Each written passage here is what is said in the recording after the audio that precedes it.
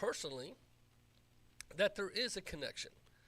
There's a connection between these 5 red heifers that I just mentioned that have been brought in from Texas, and I just played the clip. That supposedly there were 9 priests that sacrificed the 5 red heifers, and the biblical principles that went along for the sacrifice, because this has to be done before the return of Christ. And it also mentions that all the other red heifers that have been sacrificed since the destruction of the temple up till now, it totals 9. The 10th red heifer that will be, if you want to call it sacrifice, will be done by the Lord, the Messiah, when he returns. So I think it's interesting that we will see if this is happening, if the third temple is underway. And I've got some more stuff to share with you and show you. If the third temple is being built in Jerusalem, as I mentioned, that would explain why on October 7th, just out of the blue, Hamas and Iran felt a need to disrupt Israel. Now, there's a few clips I'll play, like I said earlier. I'm going to play in a minute that will let you hear that and see that. And you can go to CBN News. There's actually a Levitical choir that's practicing. They're all Levites from the tribe of Levite, and they're practicing singing because they intend to sing in the new temple. Now, why would you be practicing? It's not like a talent show here, my friends. It's not like they're trying to get on American Idol or The Voice. They're practicing to sing in the temple. This is according to the report. I'll play it for you.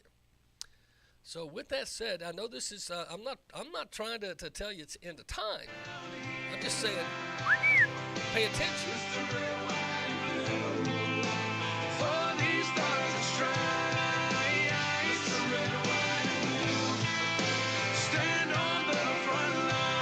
This is Macil Duncan. If you'd like to help us feed the hungry, you can go online today at www.appletonbaptist.com. That's appletonbaptist.com, and help us feed the hungry. We're feeding right at 3,000 people or more a month, one time. We do that by giving out food at our food pantry, but also going downtown to the tent cities and a lot of veterans and homeless people. So again, help us feed the hungry at www.appletonbaptist.com. Attention business owners. Have you already filed for your employee retention credit with the IRS? As reported in a major financial paper, the IRS will be slowing down ERC checks. You could now be waiting several months to a year plus to get your ERC money. We can help you get it within 10 days. As long as you've already filed for your ERC with the IRS, we can advance you the money. Finance ERC has already funded millions of dollars in ERC money. You don't need to wait to get your money. We can get it to you within 10 days. Again, if you've already filed your employer retention credit, we can help you get the money in your bank account within 10 days from today. But you need to call right now while time is on your side. Here's our number. Not available in all states. 800-570-7651. 800-570-7651. 800-570-7651. That's 800-570-7651. Life insurance is one of those things that just about everybody needs, but few people actually have. Hey, if you die unexpectedly without life insurance, guess what? You'll leave your family with even a bigger mess. Life insurance will help replace your family's income. It'll help cover burial expenses. Life insurance can even help pay off debt like credit cards and medical bills. Life insurance can even pay for college. And if you own a business and you die, life insurance can help your business from collapsing. It can even help cover estate taxes. Life insurance has never been more affordable and needed. Plus, you can always shop around even if you have a plan and save some money. So call the Life Insurance Quote Line right now for free pricing information. 800-932-3721. 800-932-3721. 800-932-3721. That's 800-932-3721. If you're a diabetic, we have great news. You can end the painful finger sticks with a new CGM. Plus, they may be covered by Medicare, Medicaid, or private insurance. If you use insulin or have had hypoglycemic events, you may qualify. Call US Med now to learn more. 800 803 3771. 800 803 3771. 800 803 3771. That's 800 803 3771.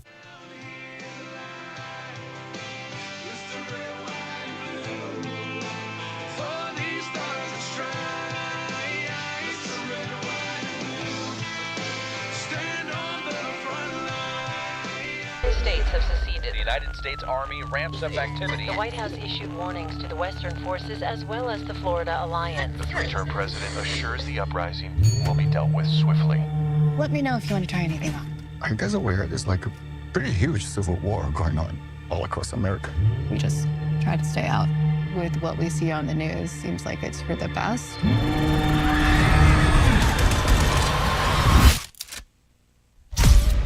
Citizens of America. The so-called Western forces of Texas and California Have suffered a very great defeat at the hands of the United States military.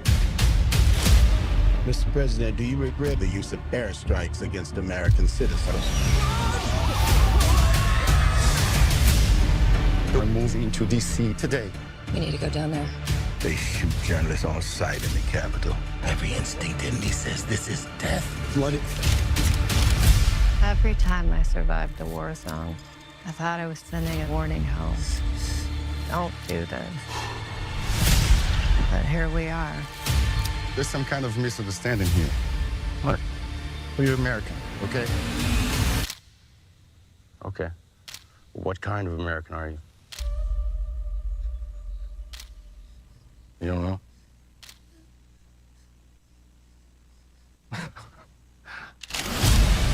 The Western forces will reach the White House on July 4th. Oh my God. Get in the car! Get in the car! Move, move, move! You're gonna hang back. I'm not hanging back. one nation under God, indivisible, with liberty and justice for all.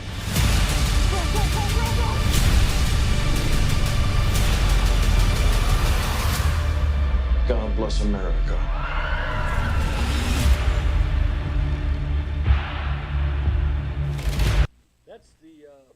That's the trailer for Civil War. It's in the theaters now. Now, isn't it interesting, coinky-dinky timing, if you will, that Hollywood felt a need to create a movie about a civil war in America. And it happens to debut in April of this year. And it just so happens to be another coinky-dinky that we have all these Palestinian rallies happening at the same time. No coincidence at all, right? There's nothing to connect the Civil War movie about the fall of America with the Palestinian riots shutting down colleges across the country. Now, this is just a conspiracy theory, I'm sure. My friends, do you get the feeling that there is a group of people that want to put in your brain despair, discouragement, distrust? And in so doing, some people out of panic might overreact.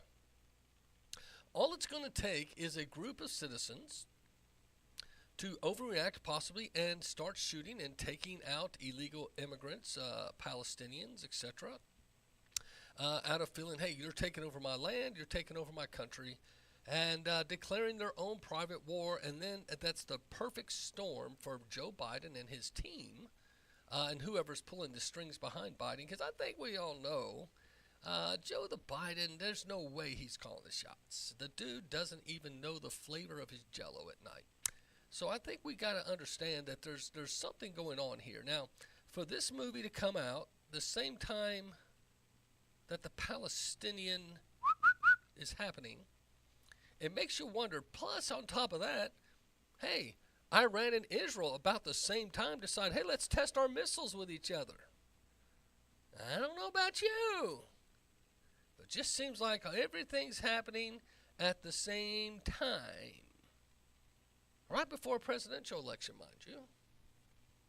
Because if, say, a civil war or a global war broke out, we would have to suspend presidential election, and you'd have to keep a peace-minded guy like Donald Trump either in prison or on the sidelines. Interesting. Or is there something even further, more spiritual in play? Is there the possibility of the return of Christ, and is there a third temple being built, as I played earlier, that might explain the spiritual nuance to what we're dealing with? Because, see, in Ephesians chapter 6, it talks about principalities and levels of war that we can't even see, we can't comprehend. When it talks about the armor of God and etc., you should go read about the armor of God, but read the verses before it. And it talks about, major spiritual conflicts. Don't forget, the angel, Michael, that was held for days. He was in battle trying to get a message. There's spiritual. I want you guys to understand something. Satan was an angel. Okay, if you haven't read it, and go read in the Old Testament, especially Ezekiel, where he gave the 5 I wills. I'm going to take your throne. I'm going to take your kingdom. Basically, the devil thinks he's going to dethrone God. He's so convincing, he talked 1/3 of the angels from leaving heaven and following him to where he's at. So don't think that the devil couldn't trick you or I. The Bible also says that Lucifer is the most intelligent creature God's ever made. So if man can come up with what we call smartphones, can you say that with me again? Smartphones? Don't you think the devil has a way of communicating with his underworld? Because you and I understand that the devil's not omnipresent. He's not omniscient like God is. But he has a way of communicating. Savvy? So I bring all this up for a fact because I think it's very interesting if you can try. I say this all the time. Try not to be a Democrat, a Republican, a Libertarian, a Scooby-Doo, independent, whatever you are right now. We all like to find our labels. Try to drop the label just for a minute. If you have to have a label, be an American if you're in America, okay? And ask yourself, what we're dealing with right now, it's all just lining up. Why is that? Because right before a presidential election, another group opened up called Black Lives Matter. And you remember, and it sounded so righteous, so noble, the name sounded so good, but then when you got underneath the money, you found out there were 5 white people that were getting most of the money before it even went to a black person. Yeah, Bernie Sanders was number 1. So when that was happening, Black Lives Matter, it was an attempt to stir up the people, get us all mad. Well, that one didn't last long. It's not done the damage they wanted to do. So they always come up with something new. You got your Antifa group. Now you got your Palestinian versus Israeli group. And as you get these groups together, it's amazing. They come up with a new group to get jacked up and agitated, but it's the same puppet masters funding each and every one of them. Georgie the Soros is the premier in his open society funding.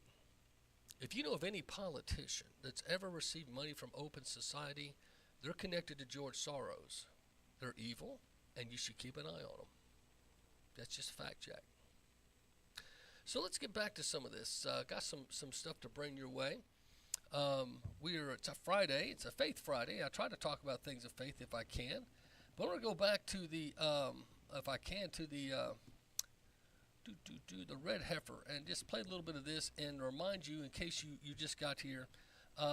This is the prophecy of the red heifer, and 5 unblemished heifers were taken from Texas to Israel, supposed to be sacrificed the other day at the temple area, at the mount where the temple will be built. I think it's going to go is to build a temple. The Bible is a way of God to lead us.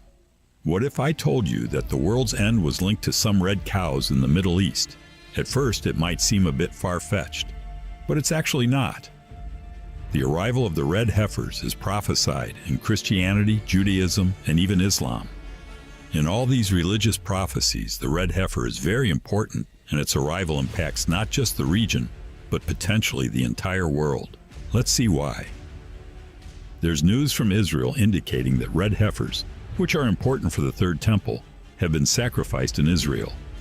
This is seen by many as a sign that the construction of the Third Temple may begin very soon. A red heifer is critical for the rituals of the Third Temple according to the Old Testament. Specifically, in Numbers 19, the Israelites needed the ashes of a red heifer for purification rituals at the temple. Today, the emergence of a red heifer is viewed by many as an indication that the building of the Third Temple and the return of Christ are approaching. According to rabbinical tradition, 9 red heifers have been sacrificed since Moses' time, but none since the destruction of the Second Temple. Rabbi Maimonides, a noted Jewish scholar, has said that the Messiah will sacrifice the 10th red heifer. Recently, the Temple Institute, a group supporting the construction of a third temple, reported that 5 perfect red heifers from Texas have arrived in Israel. Many people see this as fulfilling a prophecy and a major step towards building a new temple. So, with that reporting, and I know some folks say, can you prove this? The CBN News has verified it, and some others, that the 5 red heifers were found in Texas. There was one report that one of the heifers, once they got there, found a blemish, so there was only technically 4, but that, you keep hearing those different things. But let's just say, for the sake of argument, all 5 red heifers from Texas were sent to Israel, and that the Temple Mount is being built. Or the plans. There is a group in construction of the temple. I mean, they've got the plans. It's in the works. They've already announced they've got all the equipment. Interesting.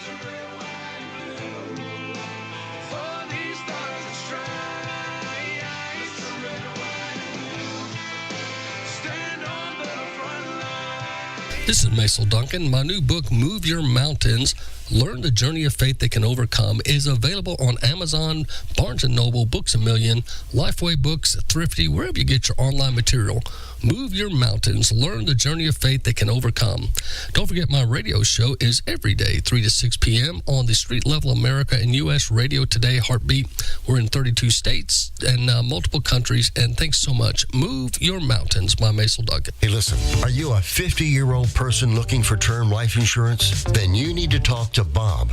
Bob specializes in helping people find $1 million or more of term life insurance for a couple of $100 a month. Look, you need to know there's a price war in the term life insurance business, and you may be paying too much. Call Bob, and he'll shop and see how much money he can save you. Look, this could be the last term life insurance policy you ever have. Your rates are guaranteed for the next 20 years. That's right, guaranteed level rates for the next 20 years. And if you're a smoker or your health is not perfect, Bob has great rates for you too. So for $1 million of term life insurance coverage for a couple of $100 a month, call Bob right now. 800-957-6062. 800-957-6062. 800-957-6062. That's 800-957-6062. Paid for by Term Direct. This is Macil Duncan. If you'd like to help us feed the hungry, you can go online today at www.appletonbaptist.com.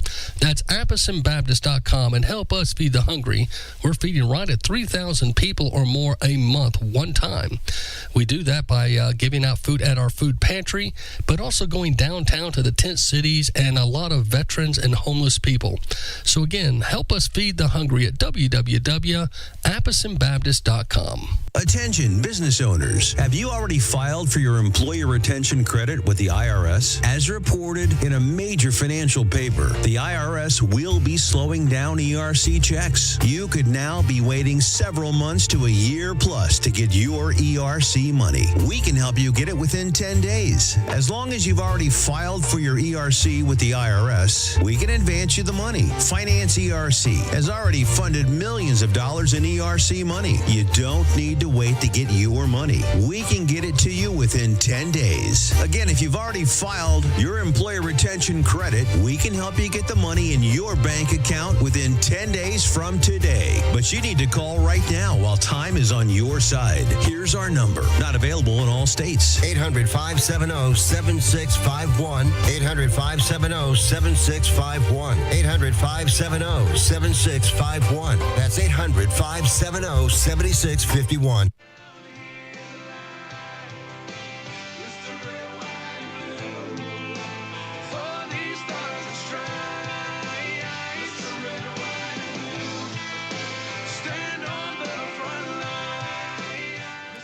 Hello, my friends. Welcome back to the show. My name is Macil Duncan, and this is the Macil Duncan Radio Show each and every day, Monday through Friday, broadcast live on USA Heartbeat Radio and Street Level America. We also have SGM in Alabama, the Freedom Network in New Jersey. We're now being broadcast into 30-plus states, Mexico, Canada, and we're excited. 26 different countries have downloaded the show and have sent back comments, so we're getting a little global response as well. There is a pastor in this country that did not shut down during the pandemic. I didn't shut down for 1 second, not 1 minute. We stayed open because we did not believe that it was a time to shrink. It was a time to shine. And that's what Appleton Baptist and our ministry is all about. We also go downtown and feed hungry people. Each and every Friday we have a food pantry, and we feed thousands of folks every week. And again, we gave out lots of food today. I also went downtown with some Gideons, and we took some food to the people downtown.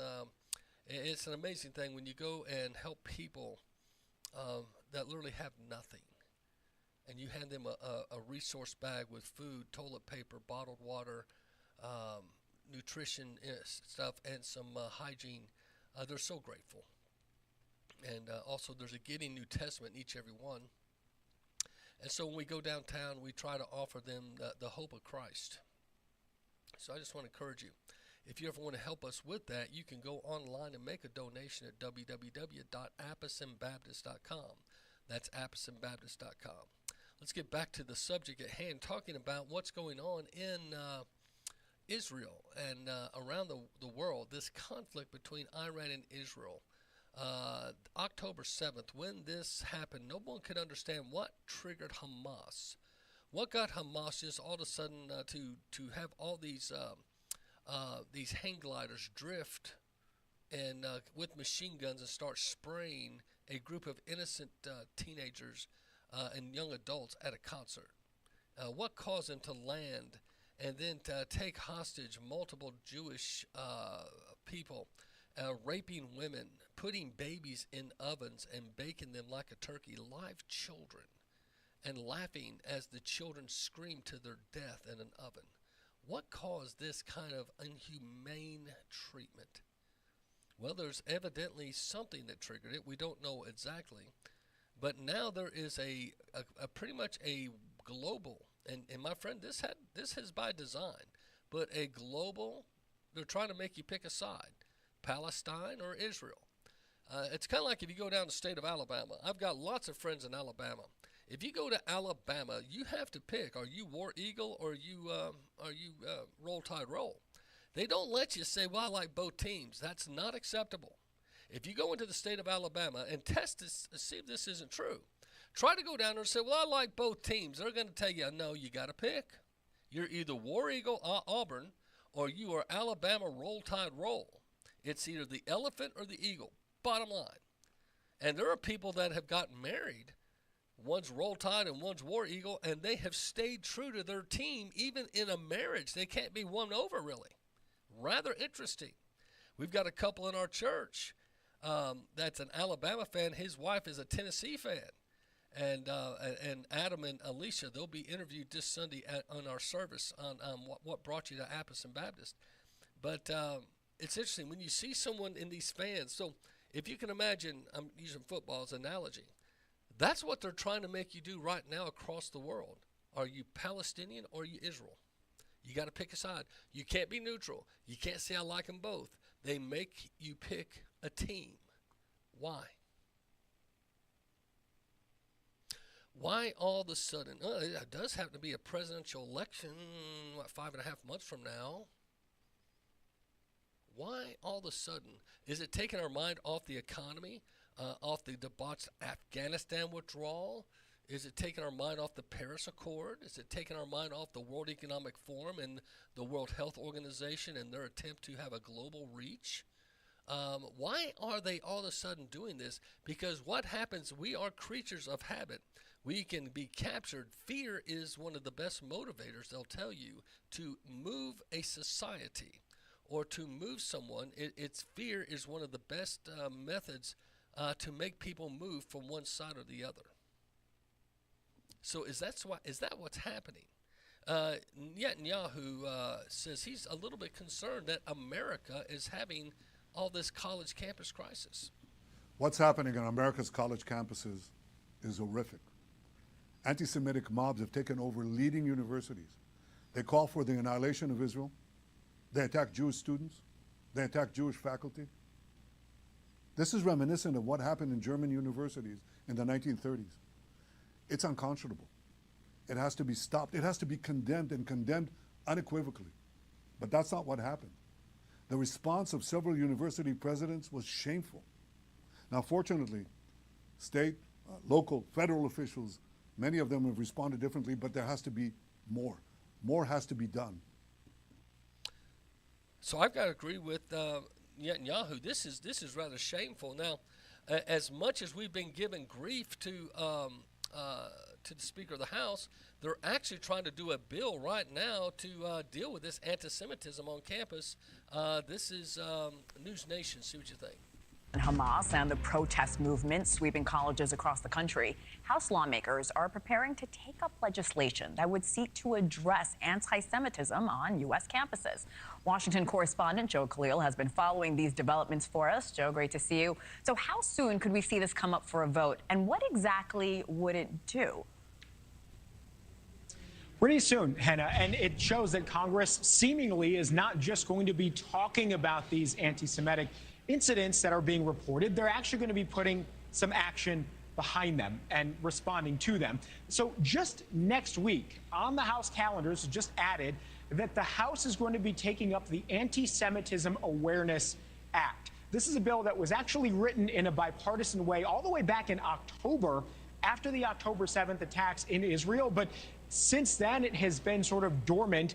It could get new life now. And what this bill would do, if it became law, is redefine what it means to be incorporated into anti-Semitic acts of harassment. The definition would change to include denying Jewish self-determination to their ancestral homeland of Israel, and also holding Jews collectively responsible for actions of the government of Israel. So in real terms, what that means is certain protest chants that we're hearing across university campuses around the country and at other pro-Palestinian rallies could all of a sudden now become punishable under federal anti-discrimination law. So the death to Israel, death to America, those things, I don't think that's a healthy thing to embrace. Now, some people say, what about freedom of speech? Well, let me tell you, my friend, what if we went around saying death to a certain ethnicity group? I don't think the way the justice system is right now, that would not be tolerated. Why is it suddenly okay to pick on Jewish people, deny Jewish students access to their college campus, and even block some Jewish professors from going on the campus from which they are employed to teach? That's been happening. That's unacceptable. Now, I would not like it if it was a Palestinian that was being denied access. It's not right. They're not doing the right thing, and I think a lot of people are concerned. And you're going to see more and more of this. Now, this is CBN News talking about this as a problem that's pretty much going nationwide, and I think we all would agree it is. Over the past 6 months, the ongoing conflicts in Israel and the Middle East have led to a huge spike in anti-Semitism across the United States. Correspondent Paul Petit shows us how one state is working to keep their Jewish communities safe. A county patrol vehicle guards Lubavitch Jewish Center in Little Rock, Arkansas. We work together with law enforcement to make sure things can operate in a safe way. At nearby Temple B'nai Israel, tiny pieces of broken glass remain as evidence from an act of vandalism. I can't say how it happened, but it certainly has never happened before. So a Jewish synagogue in Arkansas was vandalized. Immediately, there's been some kind of involvement with the law enforcement and the state. Oh, that's right. Sarah Huckabee Sanders is the governor. She happens to be a Republican. She happens to be a conservative, and she happens to care about her people. See, the problem you got here is you've got some states that are being run by lip-lock liberals, and they will bend over backwards to allow non-Americans and un-American things happen. And then say a bunch of Christians do a sit-in at an abortion clinic and say, hey, we have a conscientious objection to kids being killed in the womb, and they're just having a prayer vigil. They're hauled off to jail. They have to post bond. They have to lawyer up. But you could take a Molotov cocktail, go throw it against a Jewish synagogue, get arrested, you're out within 24 hours, no bond, no bail, and most likely probably no trial. There's a problem with that. Somewhere we've lost our way in this country. And I think a lot of people are getting concerned about this, and rightfully so. So as we start looking at some of this, I want to encourage you to, one, be in prayer, be alert, stay informed, and make sure you know what's going on in your country and in your community. Because there's a lot going on in a lot of community. College campuses across the country are a mess. Campus chaos. Pro-Palestinian demonstrations closing colleges across the country today, including right here in Northern California. The wave of unrest has led to hundreds of arrests and classes moved online. Hunter Sowers joins us now in studio, speaking to students at Sacramento State, reacting to this ever-evolving change in the scene there, Hunter. Yeah, and as we know, a lot of these students are connected, and that's what we realized today. Cal Poly Humboldt, though, online through at least tomorrow after protesters. How about that? Campus unrest!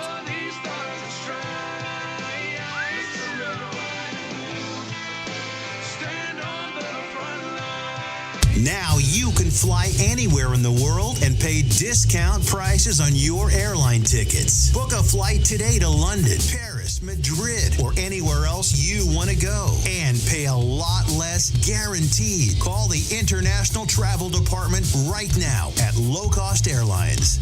800-708-3092. 800-708-3092. That's 800-708-3092.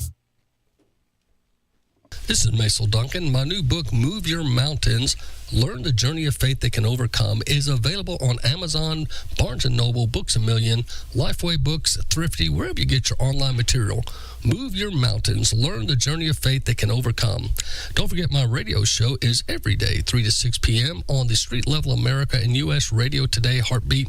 We're in 32 states and multiple countries, and thanks so much. Move Your Mountains by Macil Duncan. Hey, listen, are you a 50-year-old person looking for term life insurance? Then you need to talk to Bob.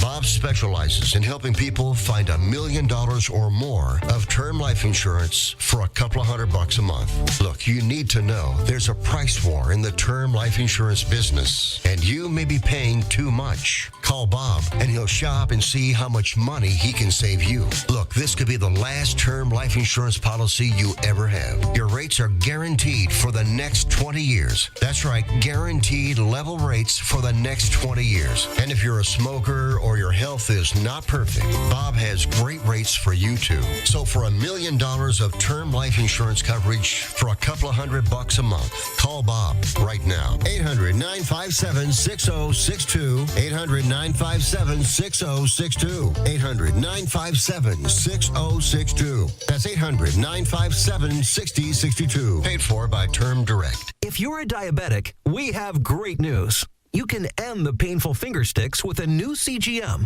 Plus, they may be covered by Medicare, Medicaid, or private insurance. If you use insulin or have had hypoglycemic events, you may qualify. Call US Med now to learn more. 800-803-3771. 800-803-3771. 800-803-3771. That's 800-803-3771.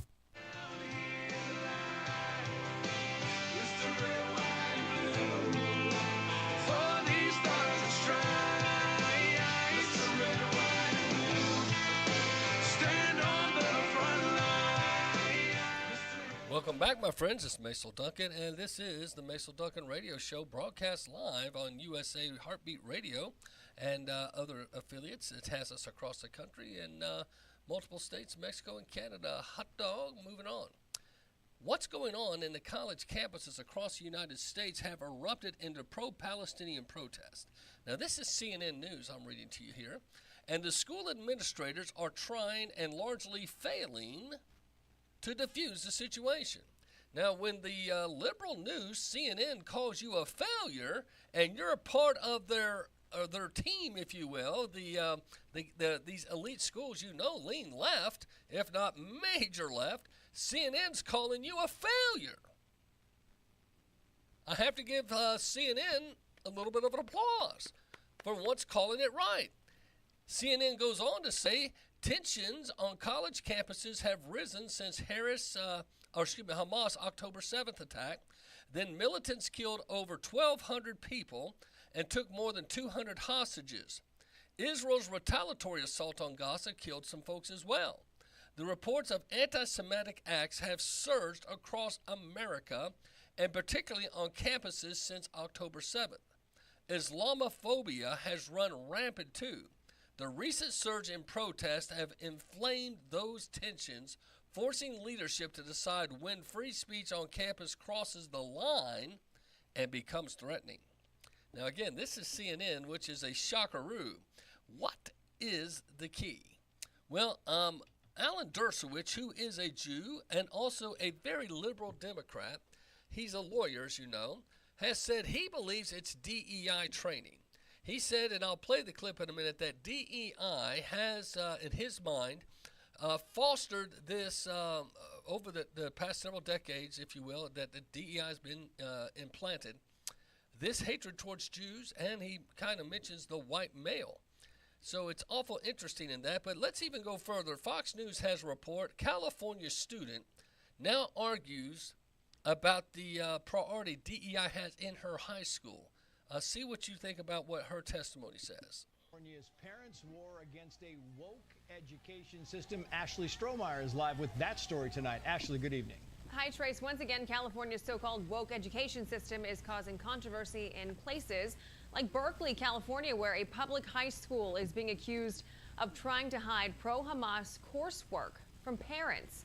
According to the... Hello! Hiding pro-Hamas, that's terrorism!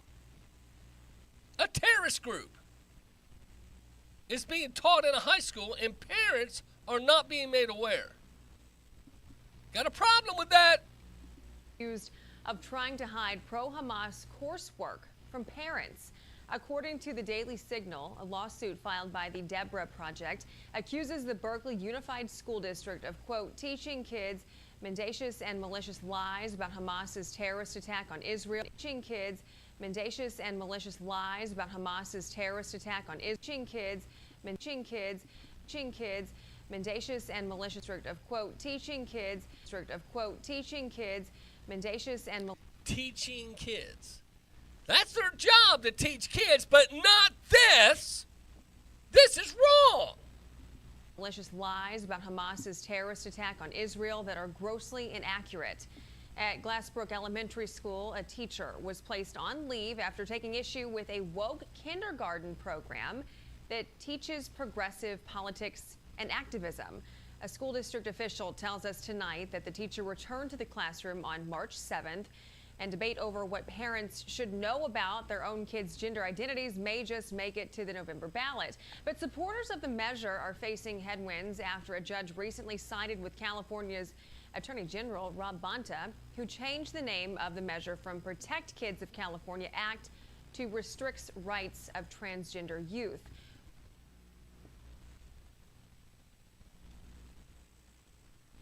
Changes the name from Protect Kids to Protect the Rights of Transgender Youth. If you live in California and you can afford, get out of Wackoville.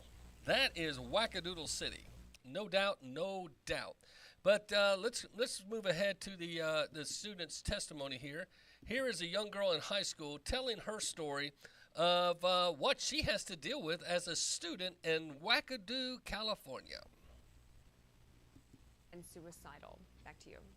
Ashley, thank you. Let's bring in that student, California high school student who branded the state's education system a failure, Jordan Brace, and PragerU Kids Outreach Director Jill Simonian. Jordan, thank you so much for coming on. Jill, great to have you as well. In your teen opinion, you wrote the following, quoting here, "It seems like the entire California Department of Education is more focused on diversity, equity, and inclusion and their woke ideologies than giving students a proper education." Now, this kid's sharp. The kid is calling out that they're more worried about giving us their mantra, their minutia, than giving us an education. Listen to the kid. What are students, Jordan Brace, your age, not being taught, not being exposed to? I feel that kids my age and just, all throughout our country are now being exposed to diversity, equity, and inclusion rather than, conservative values and things that they should be learning about. In our country, California is 33rd in math and 38th in reading, which is pretty low. And I think that instead of focusing on DEI and things that are being used to divide us, we should be focusing more on students' education and making sure that they have the skills and tools that they need to have a successful future. Yeah, well said, Jill Simonian, and she's right. I want to put the numbers up there because she's exactly spot on this. California students performing at grade level. English, 46%. Math, 34%. Science, 30%. 1 out of 3 kids, almost 1 out of 2, English. That means half the kids, at least half or more, are being failed by the education system, and we are focusing on DEI. Absolutely. That's what you need to know. Half the kids in Wackadoo, California are failing. But they don't care. They're putting all their money, all their resources, all their wackadoodle ways into DEI because they don't want the kids to learn to be a success. They want them to learn up to be a brainwashed student that hates their country, hates their heritage, even hates maybe their parents. They don't want the family unit to survive. There's an attack on the family unit, and you've probably seen this over the years. It first started with the white male. If you notice, it went from Father Knows Best back in the early days of some of these, talk show sitcoms. Father Knows Best, and all the different shows showing the dad as the patriarch of the family. The next thing you know, the dad's the idiot. He's the grumpy one. He's the biased. He's the bigot. He's the sexist. And it was always the mother that claimed it to be the more reasonable, the smarter one. And the next thing you know, you got all these kids having their own shows without their parental involvement. Teens leading teens, if you will. Just go look at if you can be rational and look back, and it's been an erosion because they don't want you to see the biblical value of the Bible having an impact in the family. If you were to have moms and dads in the home where the father is a true leader in his home, and don't forget, one of the things that God says for the wife to do is to respect her husband. What's the one thing you're taught, ladies, to disrespect your husband?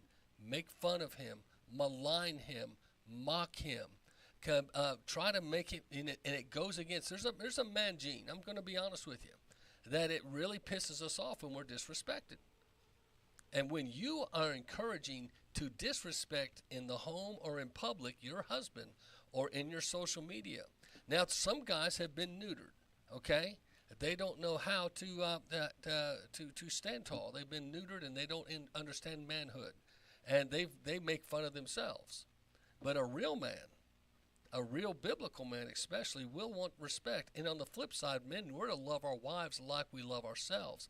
Just like men want to be respected, we're also told we're to love our wives as we love ourselves. That sounds egotistical to the non-believer, but what that means is, men, we're to love our wives so much that they're more important than we are. See, it's a highway that should bless one another. If wives would respect their husbands, and therefore husbands love their wives more than they love themselves, you see, it's a great bond. And it says the two become one flesh.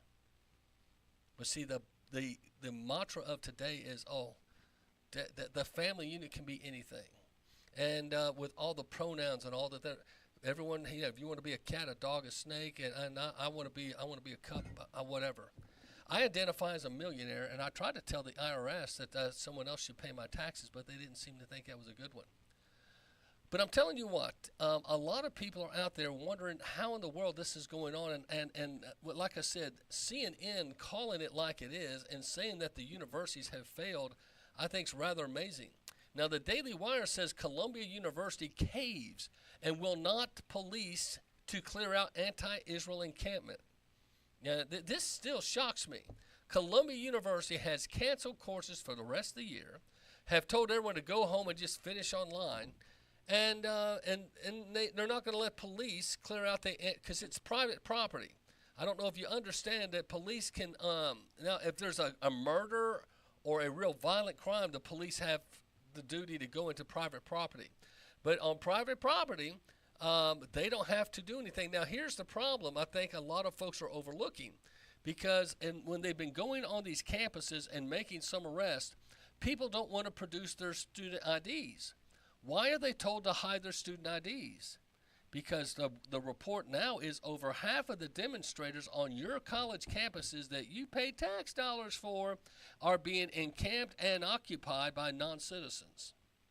A lot of the people that cross the border have been assigned their duties of dysfunction and disruption in this country. And don't forget, FBI Director Christopher Wray told us 6 times now in the Biden administration to expect some sort of disruption on American soil with these cell groups. And these sleeper cells is what they call them. Some of them have now been put into the fold of these Palestinian. They're pretending to be students. That's why they don't want, now if the police go and arrest, for instance at Columbia University in Lip Lock Liberal, New York, and it was identified. Because let me take you down memory lane real quick. Do you remember when Antifa was busting out windows and everything in New York, and they arrested the first batch of Antifa? Do you remember what happened? They did mug shots, and they showed who were behind the mask. Do you remember what happened? Tim Kaine, the vice president nominee of Hillary Clinton, Tim Kaine's son was one of the first ones arrested. And it's like they sent a word out to the media, hey, don't show the mug shots of our lip-lock liberal kids who were paying to go break windows. Now, Tim Kaine, who's been in Congress up there forever, up in D.C., has his son in a mask breaking windows and causing disruption. He gets arrested, and all of a sudden, you're going to spill the beans on our little problem here. So what happened from then on? They quit showing the mugshots. Remember that? They quit giving out the identities. And furthermore, that's why they started releasing them without allowing them to be properly put through the justice system and taken to a court or a judge, because then names would be they would be legally in documentation. They don't want the senators and the congressmen of the liberals' children put out there. Well, then Omar's daughter here recently got arrested. It happened again here almost 5 years later. Well, Omar gets embarrassed because her daughter, it comes to find out, is on academic probation, couldn't even make it to the big school. She's under so many protests. She's been involved with so many things. She's been banned from some college campuses. But that was left under wraps, and it just recently leaked. See, the squad and these lip-lock liberals' children, bless their hearts, can you imagine being raised with a person of hate that hates this country and hates America? Why doesn't I like what my guest yesterday, and Bush, he's been here 13 years from India trying to become a citizen the right way. 13 years on a green card, waiting his turn to be an official citizen of this country. And he's ticked how these people are getting all this stuff that just crossed the border within a matter of days. So Columbia University caves and will not use police to clear out anti-Semitic encampments. That's rather amazing. But what's even more amazing to me is USC cancels its graduation. Now, all the other kids that paid their dues, went to school, paid their money, okay, USC cancels graduation commencement following anti-Israel protest. We are surrendering to basically terrorism. This is egregious. I can't believe. You need to remember the names of these schools, and don't send your kids to Columbia University, USC. These schools that cave to the coward and to the ways of the capitulate to this is ridiculous. The University of Southern California, USC, has announced that it will no longer be holding a commencement ceremony for this year's graduating class due to safety concerns. It's because they don't want to arrest anybody. It's like it's uncool to arrest a protester. They're making rock stars out of protesters. This isn't the first time this has happened in our country. Back in the day, Bonnie and Clyde, the bank robbers, I don't know if you know this, Bonnie and Clyde were celebrated by the media. They were robbing banks, murdering people, and Bonnie used to think it's cool. She had a limp. She would walk up, if you watch some of the documentaries, and would shoot a shotgun and blow the head off of some of these guards. Now, why do I bring that up? When she was at their peak, women were getting their hair done like her. They made them like they were these heroes of the folklore. And when they were finally shot and killed, and I don't know if you remember, they were sprayed because they were, I guess the law enforcement had enough. They were shot and killed. And when they were brought in the back, there were over, I can't remember, it's over 20,000 people that showed up at Bonnie and Clyde's funeral and mourned their death. Bank robbers, murderers, and thieves. So this is nothing new to America. Okay? We have had overtime because the media will sensualize and exploit the opportunity, if they will, to make bad people look good. Why? You don't know. I guess sensationalism sells. It makes them some money. And some of you, you'll look back later in life and say, what a fool I was. I fell for it. But that's what's happening. That's why I think you find people like this rock star, and I mentioned yesterday, she says, kiss my a blah, blah, blah. 70s rock star says no more. She said, had it with Democratic lies and will not support them in the future. The runaway singer, Sherry Curry, had enough. And she said the lies and more lies coming out of the Democratic Party, and she said it's no longer punk to vote for them. Curry, whose name rose to fame with All Girls Answer, a Grand Funk Railroad type band, and she played with some big stars. Joan Jett is one, and as they got to be superstars. But this her quote I think is interesting. I used to be punk R&R to vote Democrat. I fell for it, Curry said. But when your party demands you live in fear, squalor, beyond your means, by just buying groceries, gasoline, disrespecting our veterans, our police, our elderly, supporting criminals, chaos, riots, Hamas, failing Israel, demeaning us to every turn, hurting our children, wasting our money, ineptitude. Now, this is a former rock star Democrat.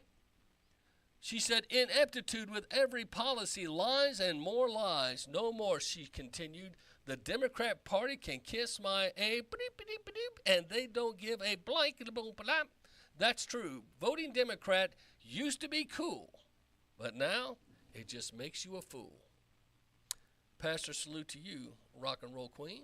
And I can't say it any better myself, except I couldn't say the expletives.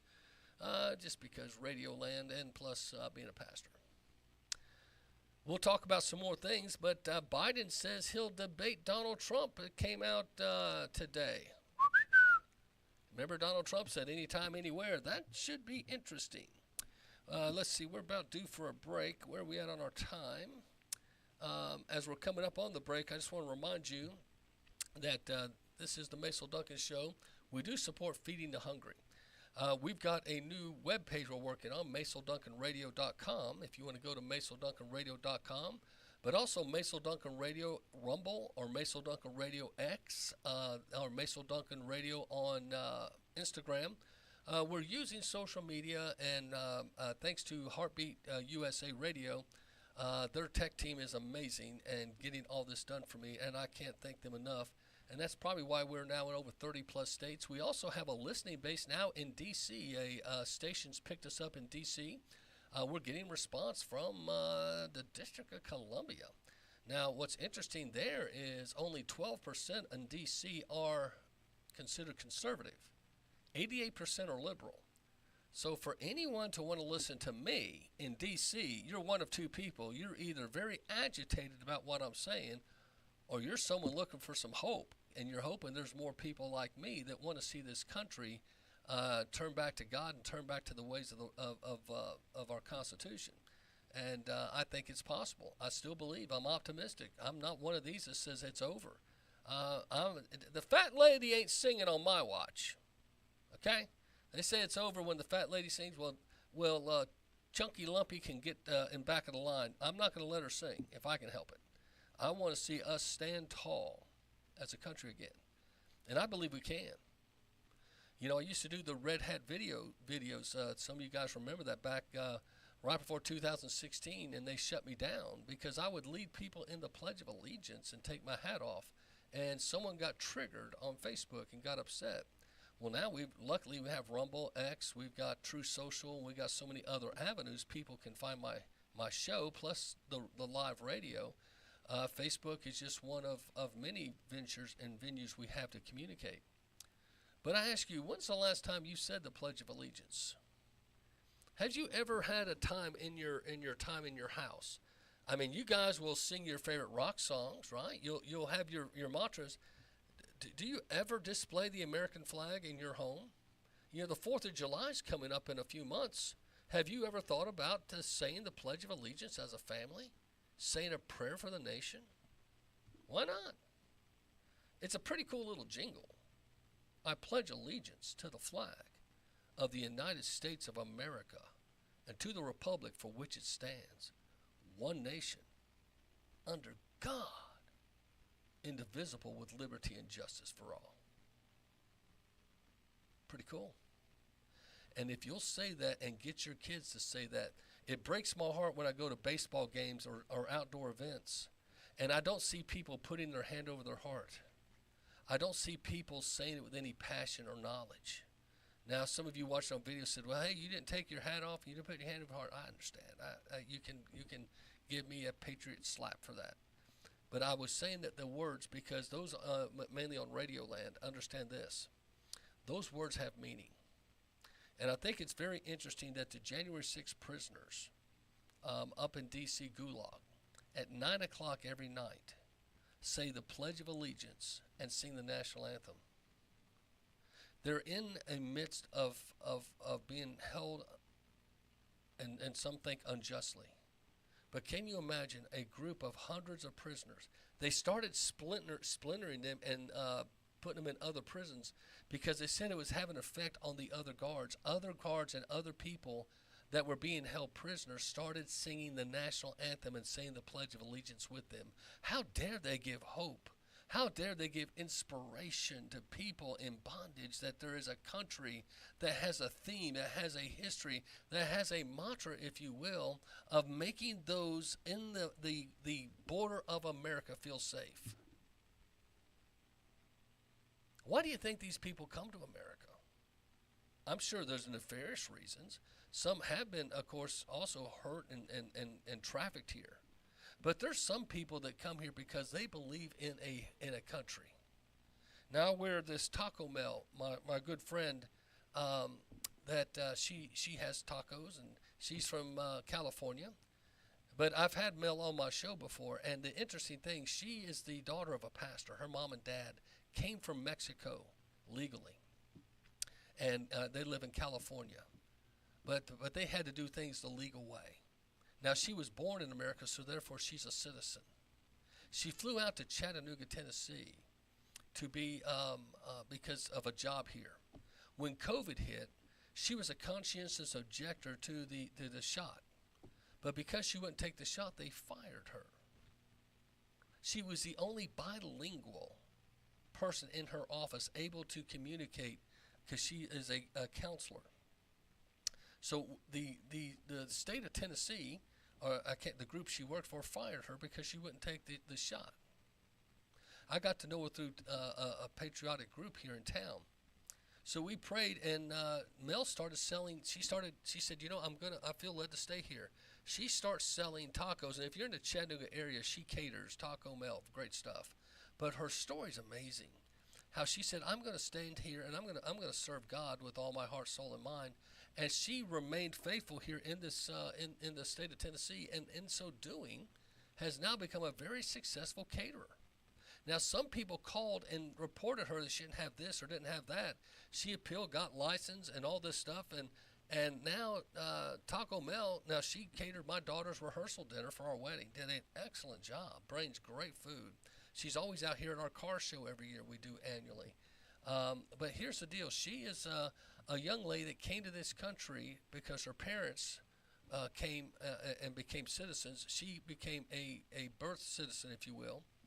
And now Mel is one of the most patriotic people I know. Even though her country turned on her and wouldn't let her continue to keep her job because she didn't want to take the shot. They denied her freedom. She still loves this country. I need to have her back on the show. A wonderful story, and she was treated so bad.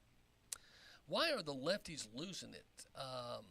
Australia news kind of brings this out, and I think it's rather interesting. See what you think. Come back. Now it's time for Lefties Losing It. Let's start with a pack of self-loathing American lefties, many of them born and bred in the United States, being taught how to chant Death to America in Farsi. So I'm going to teach you a chant in Persian that you can use if you ever encounter those Zionist freaks, whether they be Iranian or whatever, all right?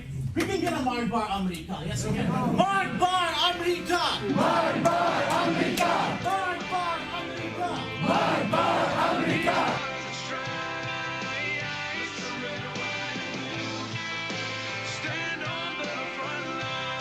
This is Macil Duncan. If you'd like to help us feed the hungry, you can go online today at www.appletonbaptist.com.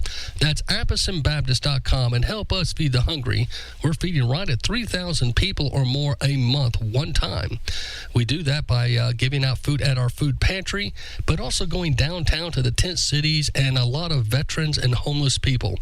So again, help us feed the hungry at www.appletonbaptist.com. Attention business owners. Have you already filed for your employer retention credit with the IRS? As reported in a major financial paper, the IRS will be slowing down ERC checks. You could now be waiting several months to a year plus to get your ERC money. We can help you get it within 10 days. As long as you've already filed for your ERC with the IRS, we can advance you the money. Finance ERC has already funded millions of dollars in ERC money. You don't need to wait to get your money. We can get it to you within 10 days. Again, if you've already filed your employer retention credit, we can help you get the money in your bank account within 10 days from today. But you need to call right now while time is on your side. Here's our number. Not available in all states. 800-570-7651. 800-570-7651. 800-570-7651. That's 800-570-7651. Life insurance is one of those things that just about everybody needs, but few people actually have. Hey, if you die unexpectedly without life insurance, guess what? You'll leave your family with even a bigger mess. Life insurance will help replace your family's income. It'll help cover burial expenses. Life insurance can even help pay off debt like credit cards and medical bills. Life insurance can even pay for college. And if you own a business and you die, life insurance can help your business from collapsing. It can even help cover estate taxes. Life insurance has never been more affordable and needed. Plus, you can always shop around even if you have a plan and save some money. So call the Life Insurance Quote Line right now for free pricing information. 800-932-3721.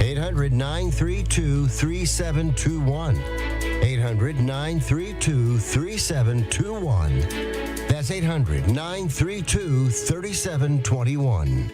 If you're a diabetic, we have great news. You can end the painful finger sticks with a new CGM. Plus, they may be covered by Medicare, Medicaid, or private insurance. If you use insulin or have had hypoglycemic events, you may qualify. Call US Med now to learn more. 800-803-3771. 800-803-3771. 800-803-3771. That's 800-803-3771.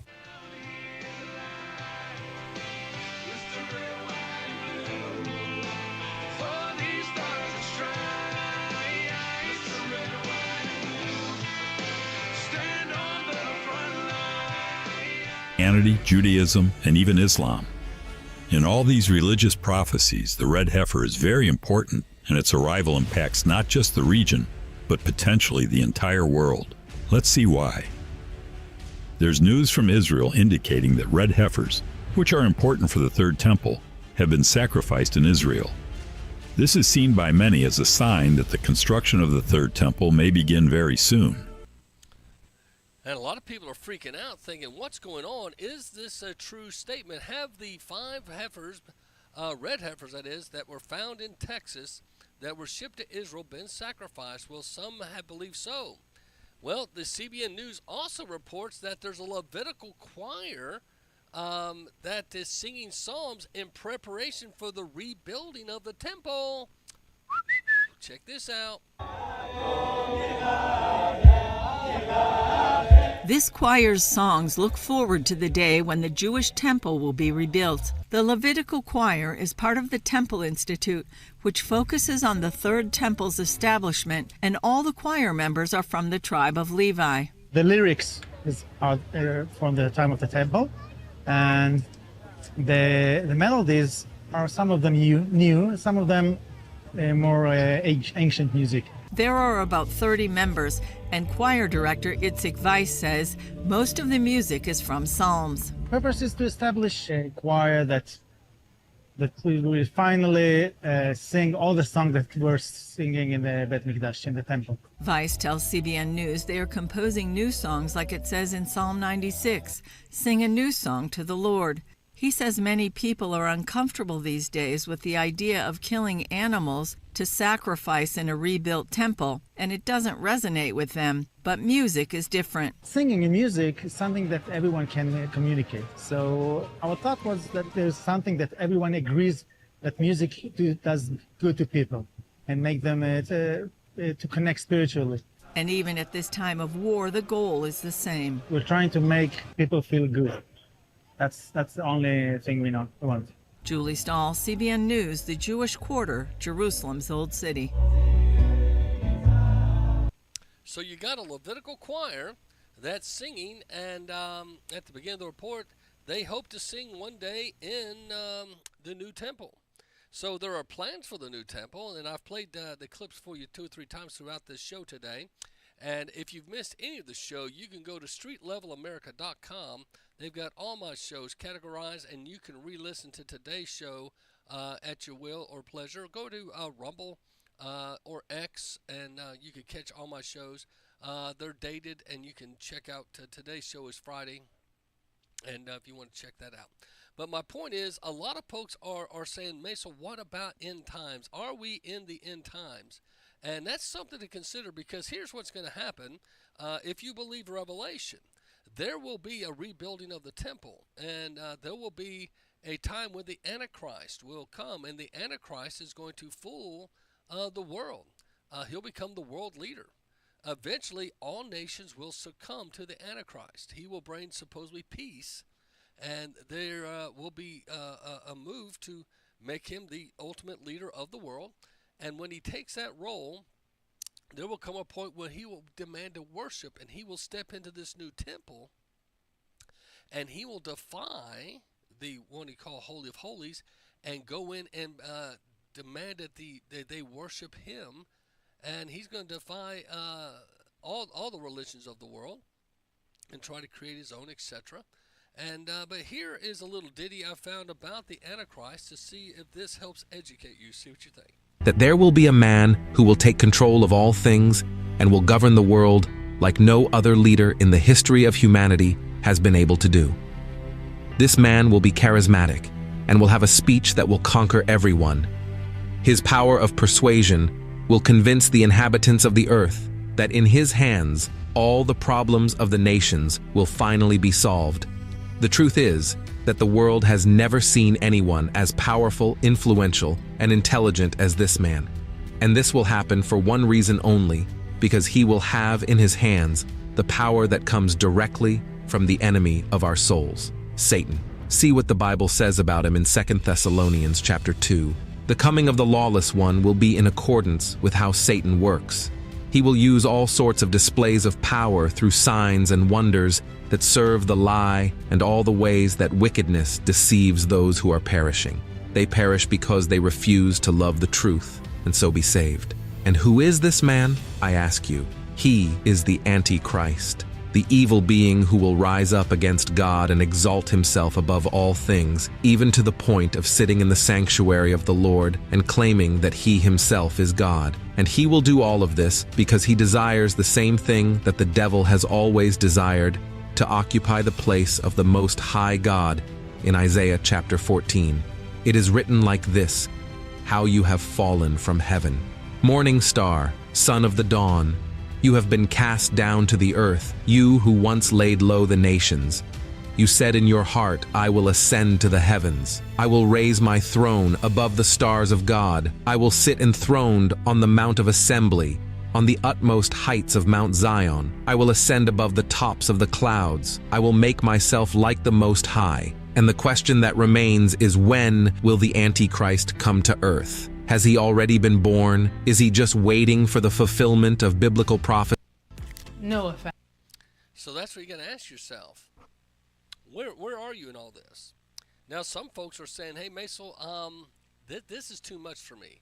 It's spooky. It's scary. It is. Well, but see, I personally, I believe in the Bible, and so I therefore believe that there will be an Antichrist. Antichrist, meaning not Christ, but an Antichrist. But he will become very convincing. A couple of things to remember about the Antichrist. One, he will come with false peace, and there'll be 7 years of tribulation. 3.5 years will be good. The last 3.5 years, it says if the time had not been shortened, we would not survive. There's going to be a time the church will be raptured. Some believe before, in the middle, or after. But there will be a rapture where the church will be taken out.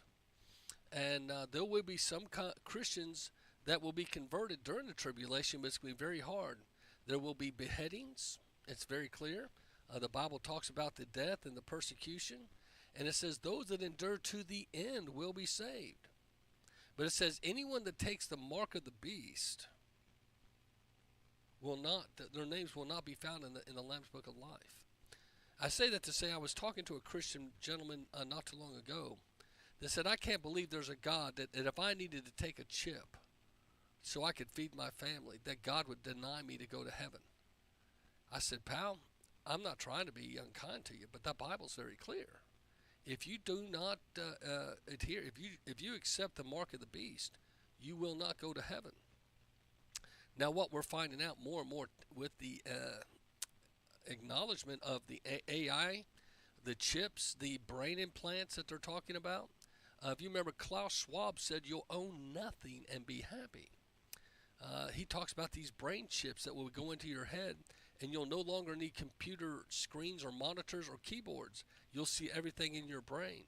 See, I think as you're thinking, if you can think with me, if you take the mark of the beast, which will basically make you brain dead, you're going to lose control of your body. Now, some folks say, "Wait, hey, how can you do it if your soul's saved?" It's something to think about. I'm just telling you, as you're hearing more and more about modern technology, and it says that the devil is the prince and power of the air, and we have all of our stuff that travels through the airwaves. Think about that. And if he's smart enough, as I told you, if we can make smartphones, the devil's smart enough, he can make other technologies and to track us. So the Antichrist is a real deal. And you can check out some more about him. I'm not trying to spook you out, but I didn't know if you wanted me to play a little bit more before the break. This is some more about the Antichrist, and see what you think. I'm going to speed up. As the one who will save the world, it is exactly on this issue that we will deal with in this video. I will prove to you that the Antichrist is already here, acting without any of us realizing it. Okay. Now, this guy believes he's already here. I'm not saying that I agree with this, but I thought you might want to hear this. Okay. But before we begin, I really want you to subscribe to my channel. Just Earth. Then Satan proposed to give him power over everything if Jesus kneeled before him. And finally, the enemy led Christ to the top of the temple and told him to jump so that God's angels would rescue him and save his life before the eyes of all the Jews. Do you remember, this is when Jesus was out in the desert for 40 days and nights, and the devil tempted him 3 times, okay? I just fast forward through some of that so that to get to the good stuff that you might want to hear. Who did not believe that he was the Messiah sent by God. Brothers and sisters, notice one thing in these 3 situations. In all of them, Satan offered good things to Jesus, but in return, he wanted worship and disobedience to the word of God. That is key. I want you to hear that.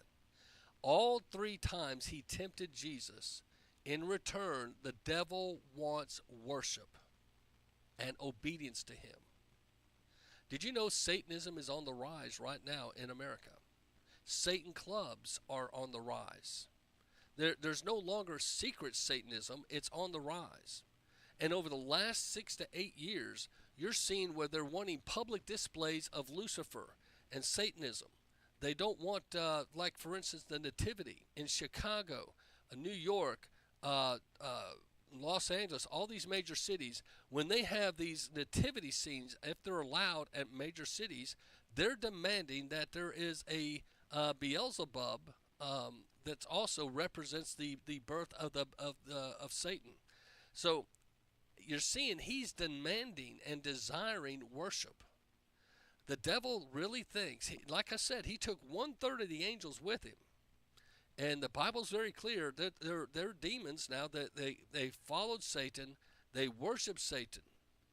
And there are several times, if you remember in Scripture, when Jesus, they said, please, they knew the power of Christ. I'll be back.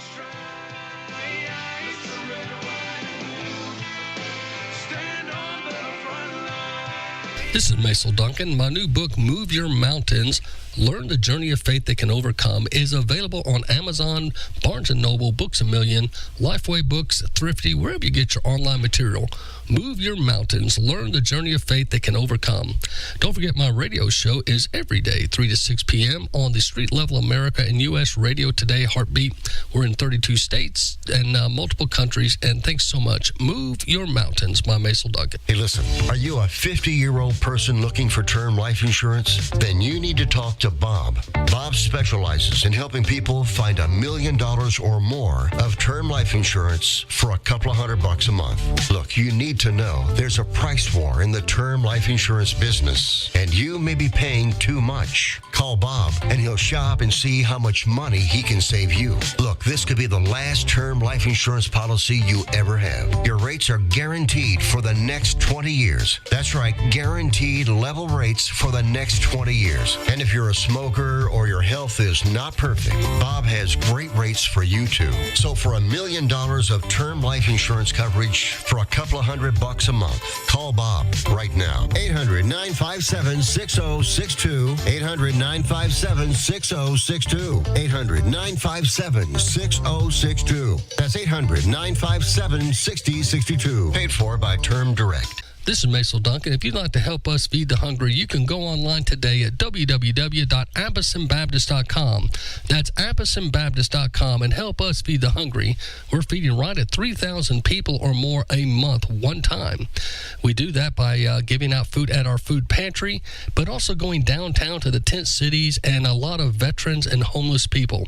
So again, help us feed the hungry at www.appletonbaptist.com. Attention business owners. Have you already filed for your employee retention credit with the IRS? As reported in a major financial paper, the IRS will be slowing down ERC checks. You could now be waiting several months to a year plus to get your ERC money. We can help you get it within 10 days. As long as you've already filed for your ERC with the IRS, we can advance you the money. Finance ERC has already funded millions of dollars in ERC money. You don't need to wait to get your money.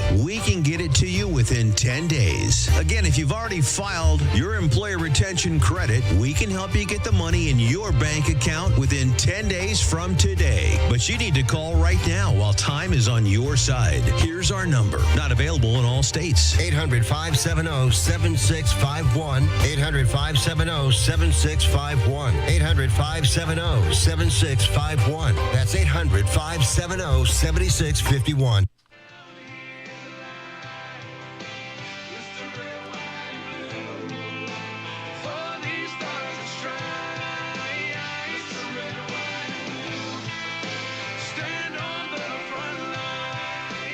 On this May 1st, a May Day march into downtown Chicago by immigrants demanding a piece of the American dream. The marchers are also calling for help for the thousands of migrants bused to Chicago and stranded by the governor of Texas. Dane Placco has more now from Federal Plaza. Well, you have to feel strongly about something to come out and march on a day like this, but that's certainly true of those celebrating May Day here in Chicago by demanding immigration reform. Despite a cold, blustery rain, about 40 people gathered at Union Park on Chicago's west side, then marched into the Loop in Federal Plaza, demanding a path to citizenship for the estimated 12 million undocumented people who've been living and working in the United States for years. They say May Day, an international workers' rights holiday, is the right time to ask for immigration reform. So this was a year ago. This was last May. There were protests, marches, and they weren't well covered, but they were illegal immigrants marching, demanding that they be given citizenship and equal rights, etc. So this is starting. It's not just America. The borders have been a crisis in many countries, but in France, it's reached a boiling point. Did you know in France, it says France is implementing social cleansing campaign. And ahead of the Olympics, starts evicting migrants from homeless camps. And so France has started evicting migrants from homeless encampments ahead of the Paris Olympic Games this summer. According to a report, the Associated Press authorities are cracking down on illegal migration, lining the streets as they seek to clean up the city's image and improve security ahead of the games. Now, we went downtown today in Chattanooga. I took one of my new members, Adam, who's been going down with me to feed the hungry, and I showed him where all the tent cities, there used to be hundreds. There was one encampment alone that had 200 to 300 people. They've totally cleaned that out and shut it down. The tent city, the mayor had sponsored that you had to pass a 50-state background check. They've closed that down and cleaned it completely out. The reason I know a lot about that is because I personally took down 2 refrigerators, an oven, a microwave, oven, another small oven. We took down couches and utensils and cookware. We provided a kitchen for these people, and it's all gone, all gone. I'm not upset because I raised the money and got them the free kitchen supplies, and we had a big tent. It's just in the twinkling of an eye, all of a sudden, all these new fencing around downtown Chattanooga to prevent tent cities.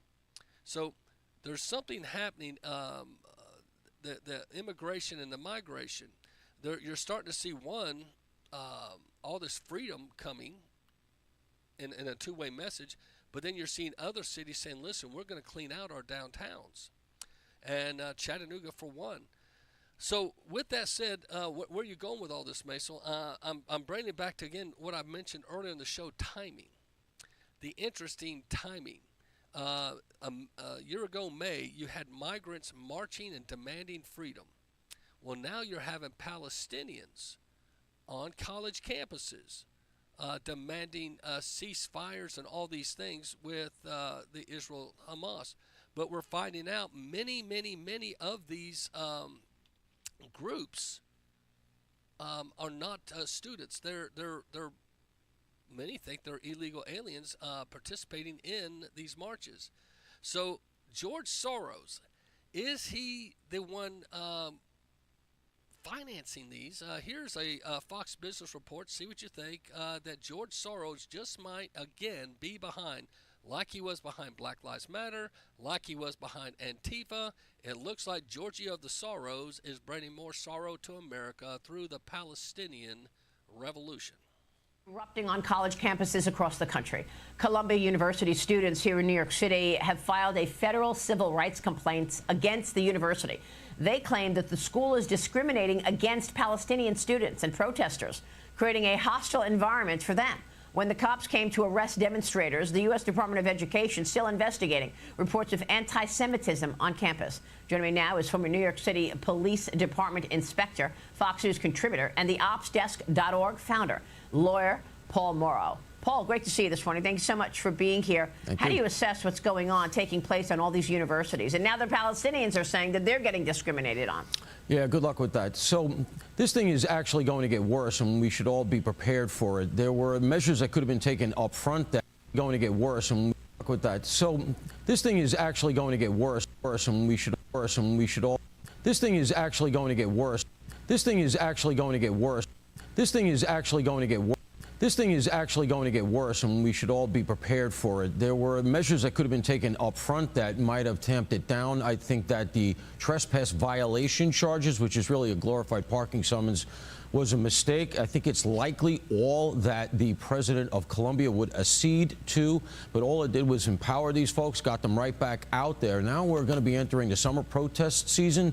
You have all of this coordination going on from Democrat funding organizations and coordinating committees. It's all that kind of dark money that goes to not only candidates, but that we've seen in Occupy Wall Street and the quote-unquote Summer of Love in 2020.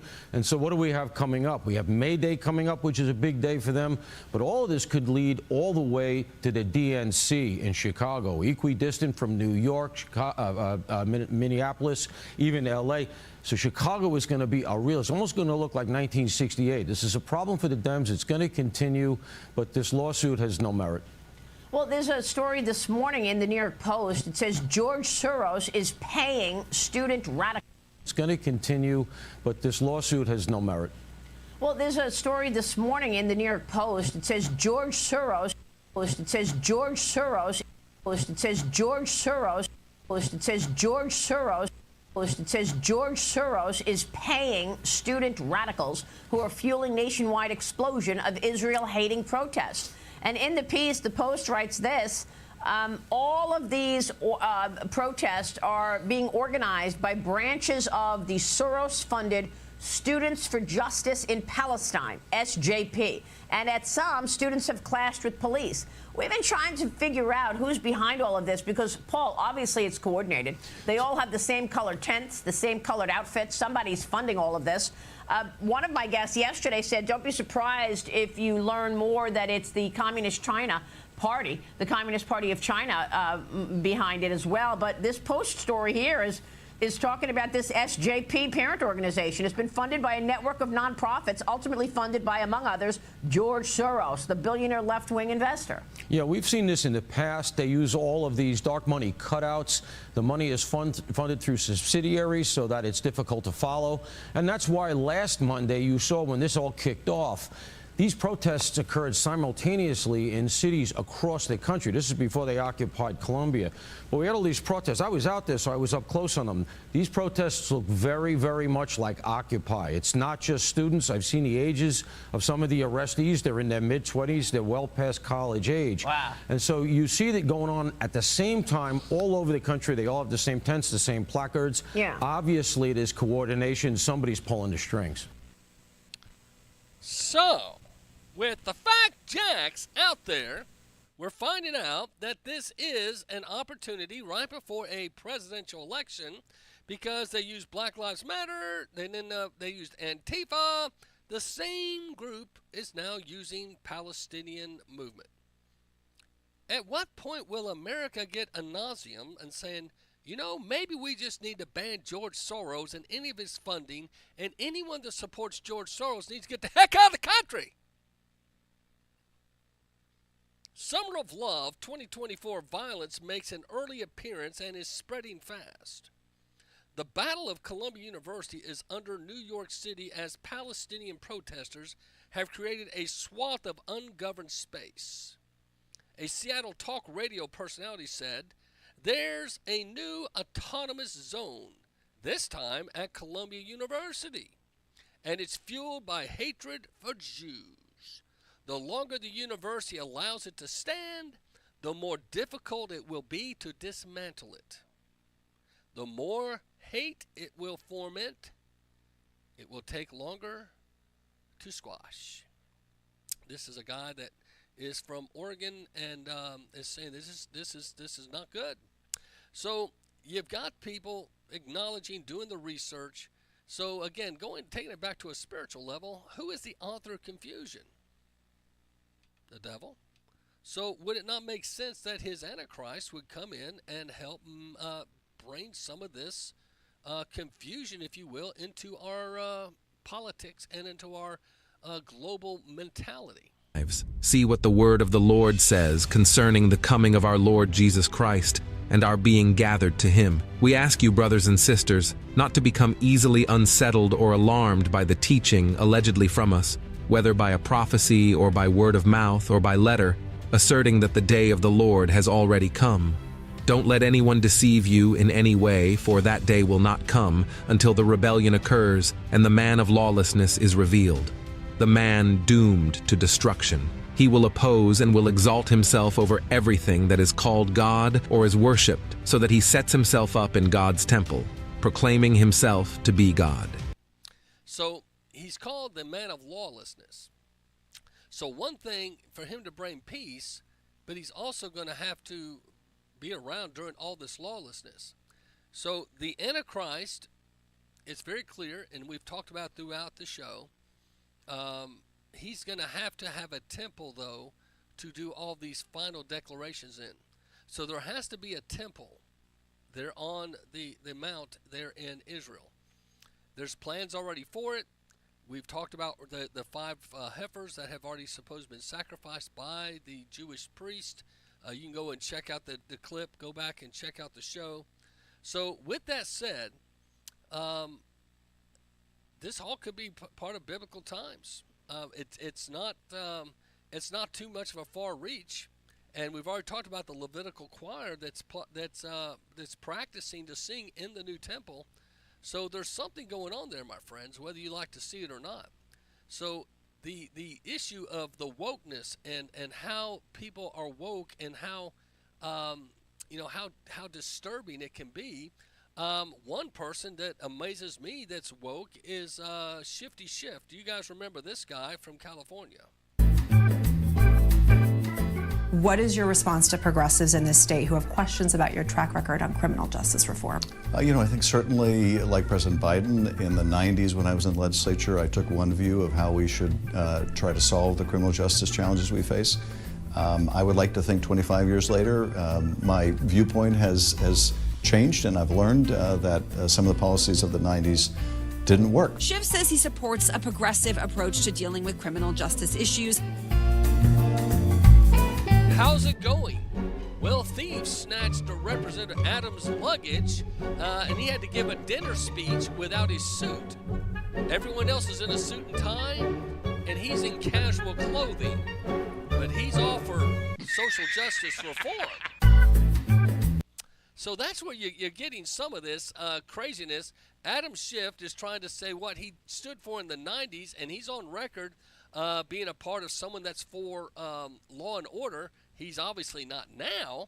I think a lot of people are saying, what's going on? Well, this country is in a shift right now. You've got, to me, a majority of folks that say they want to see some change, but they're not allowing it to change. And this is where, and I played this earlier, but you're seeing people that you would call Democrats that are standing In the past, up. we are basically Democrats, all of us. And after what's happened the last 4 years in this country, Democrats are basically pushing everybody to the other side. 570-6062. If you're a diabetic, we have great news. You can end the painful finger sticks with a new CGM. Plus, they may be covered by Medicare, Medicaid, or private insurance. If you use insulin or have had hypoglycemic events, you may qualify. Call US Med now to learn more. 800-803-3771. 800-803-3771. 800-803-3771. That's 800-803-3771.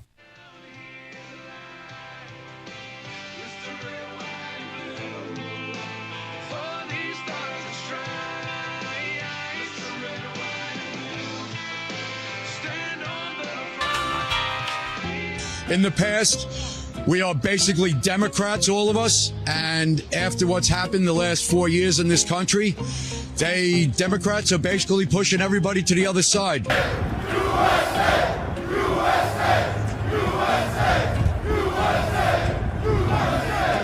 We're a very patriotic group, and we love our country, and we want the best for America.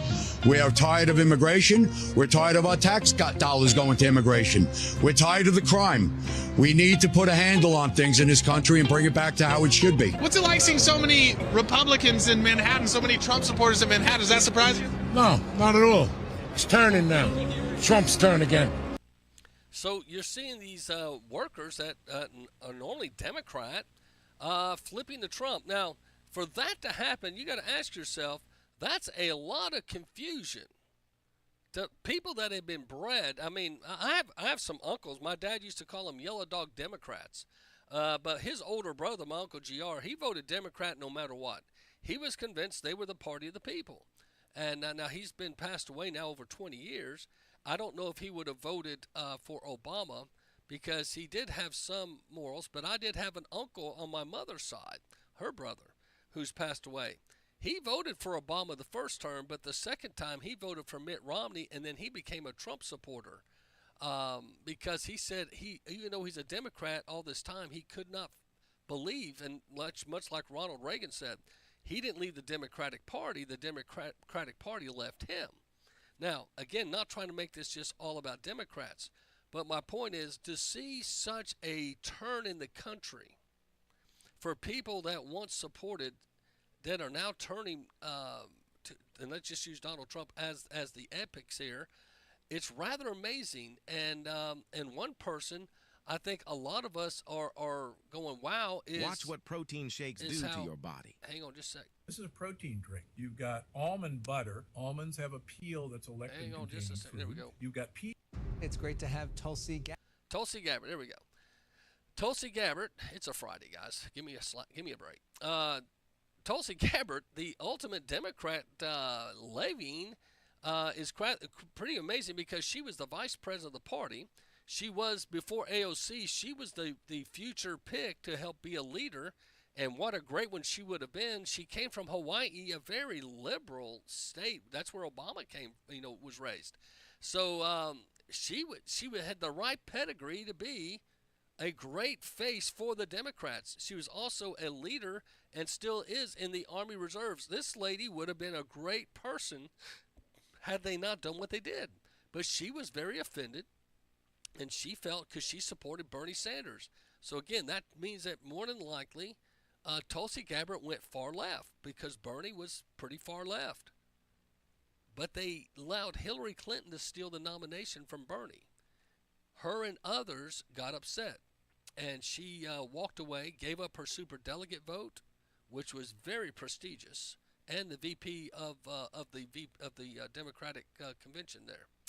So with that said, here is Tulsi Gabbard now talking about leaving the Democratic Party. It's great to have Tulsi Gabbard here. Of course, she is a 4-term Democratic congressperson from Hawaii. Now she's here to talk about her new book. It's called For Love of Country, Leave the Democrat Party Behind. Did you hear that? The name of the book. For Love of Country, Leave the Democrat Party Behind. It's called For Love of Country, Leave the Democrat Party Behind. It's called For Love of Country, Leave the Democrat Party Behind. Today, I want to share something with you that has been on my mind and has been troubling me for quite some time and has now compelled me to take action. I love our country. Our God-given rights of freedom, life, and liberty that are enshrined in our Constitution and Bill of Rights are what inspires me.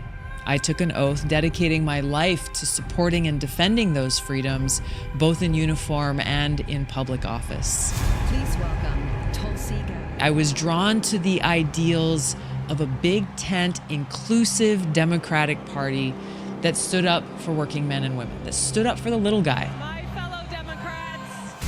I can no longer remain in today's Democratic Party that's now under the complete control of an elitist cabal of warmongers driven by cowardly wokeness, who divide us by racializing every issue and stoking anti-white racism. The problem with wokeness, who divide us by racializing every issue, who divide us, who divide us, who divide us, who divide us, who divide us by racializing every issue and stoking anti-white racism. The problem with white people. Who actively work to undermine our God-given freedoms enshrined in our Constitution, who demonize the police, who protect criminals at the expense of law-abiding Americans, who believe in open borders, who weaponize the national security state to go after their political opponents, and who are hostile to people of faith. All men and women created by you know the thing. Today's Democratic Party is anti-woman. Can you provide a definition for the word woman? I can't. And above all, are dragging us ever closer to nuclear war.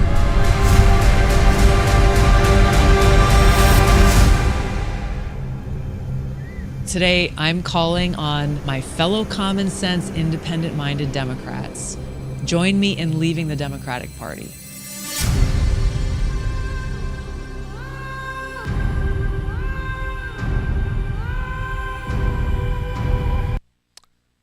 Shocker. Did anybody think you would have someone of her influence, a former presidential candidate for the Democrats, say, join me in leaving the Democratic Party for love of country? In case you don't understand what that stands, that's called nationalism, okay? Most Democrats are into globalism, okay? They take their marching orders from the World Economic Forum, the World Health Organization, the United Nations, all the global powerhouses. The Democrats they fawn over that. Donald Trump brought in a new thing called nationalism. Make America great again, okay? Nationalism. And now Tulsi Gabbard has bought into that for love of country. She's saying walk away from the Democratic Party. What are you saying? Because who would have thought this much Democrat dissension would happen at this time? So with that happening, and with Democrats, you got the polls. Trump is up with the African American, with the Hispanic. They had to change the tempo. Thus, in my opinion, the Palestinian and the upcoming, they're going to try to use this summer, and they're going to try to make it all about, this diversity and this equity, inclusion, DEI, and all this stuff. Because it sells their mantra, it sells their minutia. But here is a 1974 video about your current president and the Democratic nominee. What we hope we can do is to amend the law so that there will be a guarantee that people will have access to funds so they can run if they have enough support to merit it. And then to put a limit on how much any one individual can give so nobody can purchase through wealth an undue share in the decision-making process. To start the testimony for the evening, I call Senator Biden of Delaware. Here we go.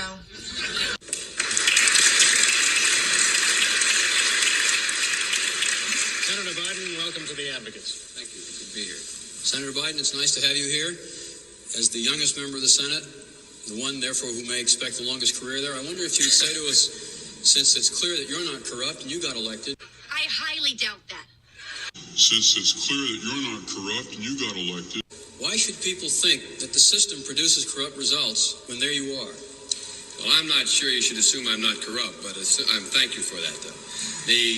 system does produce corruption, and I think implicit in the system is corruption, when in fact, whether or not you can run for public office, and it costs a great deal of money to run for the United States Senate, even for a small state like Delaware, you have to go to those people who have money, and they always want something. Hold up. Wait a minute. Something ain't right. Well, I'm not sure you should assume I'm not corrupt, but thank you for that, though. You're a chump. So that's 1974 when he was just starting off his Senate career. Joe Biden himself says, you shouldn't consider that I'm not corrupt.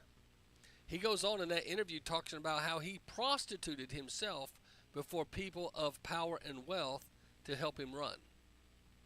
So that's a unique term to say you prostituted yourself, but he also went on to say don't consider it that he's not corrupt. And I think that's something to consider in your mentality.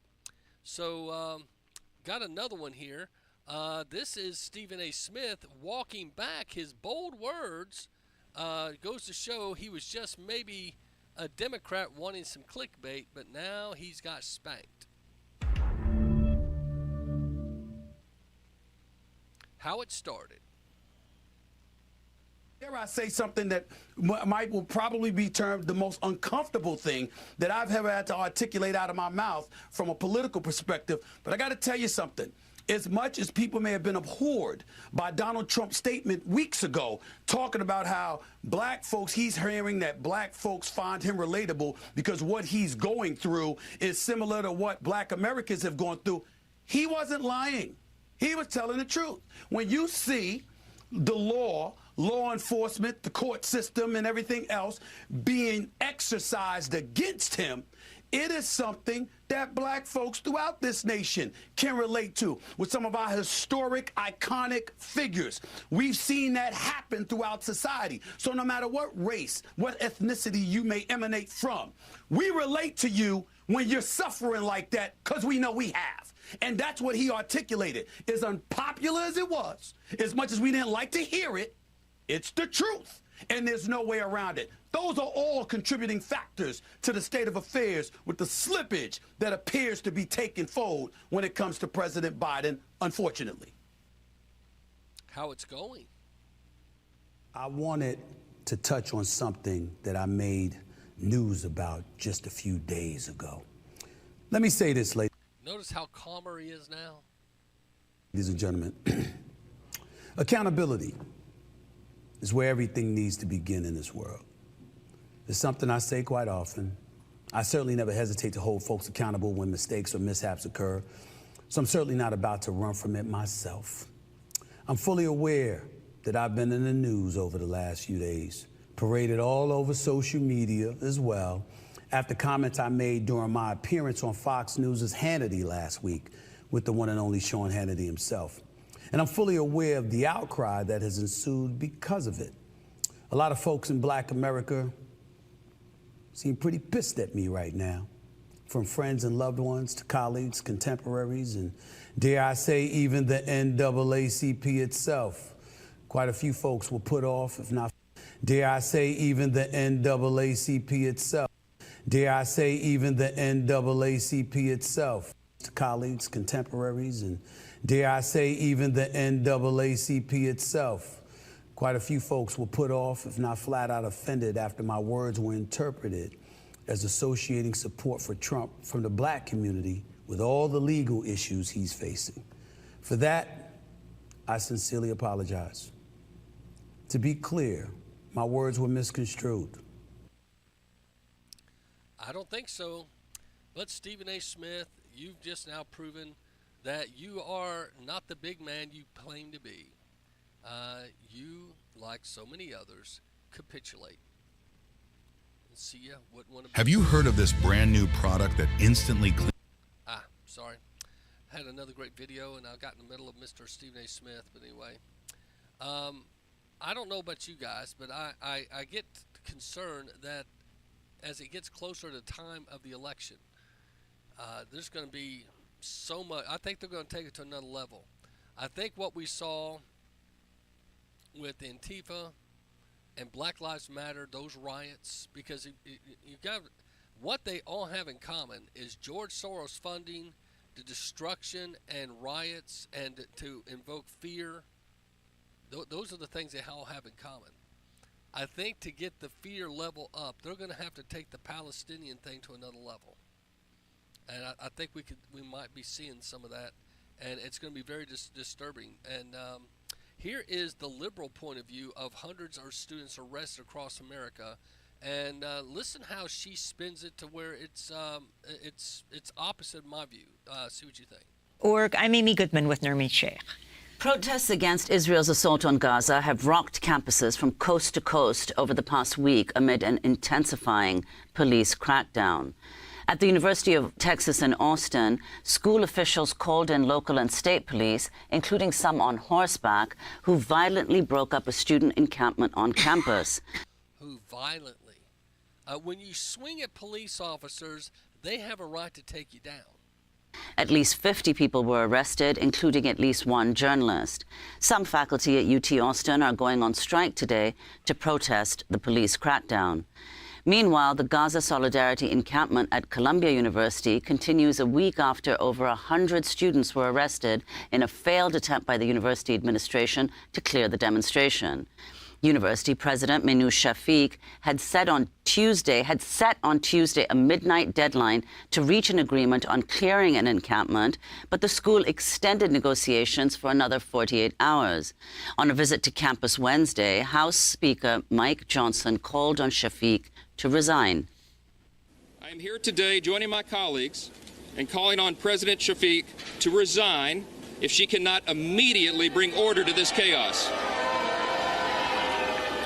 As Speaker of the House, I am committing today that the Congress will not be silent as Jewish students are expected to run for their lives and stay home from their classes hiding in fear.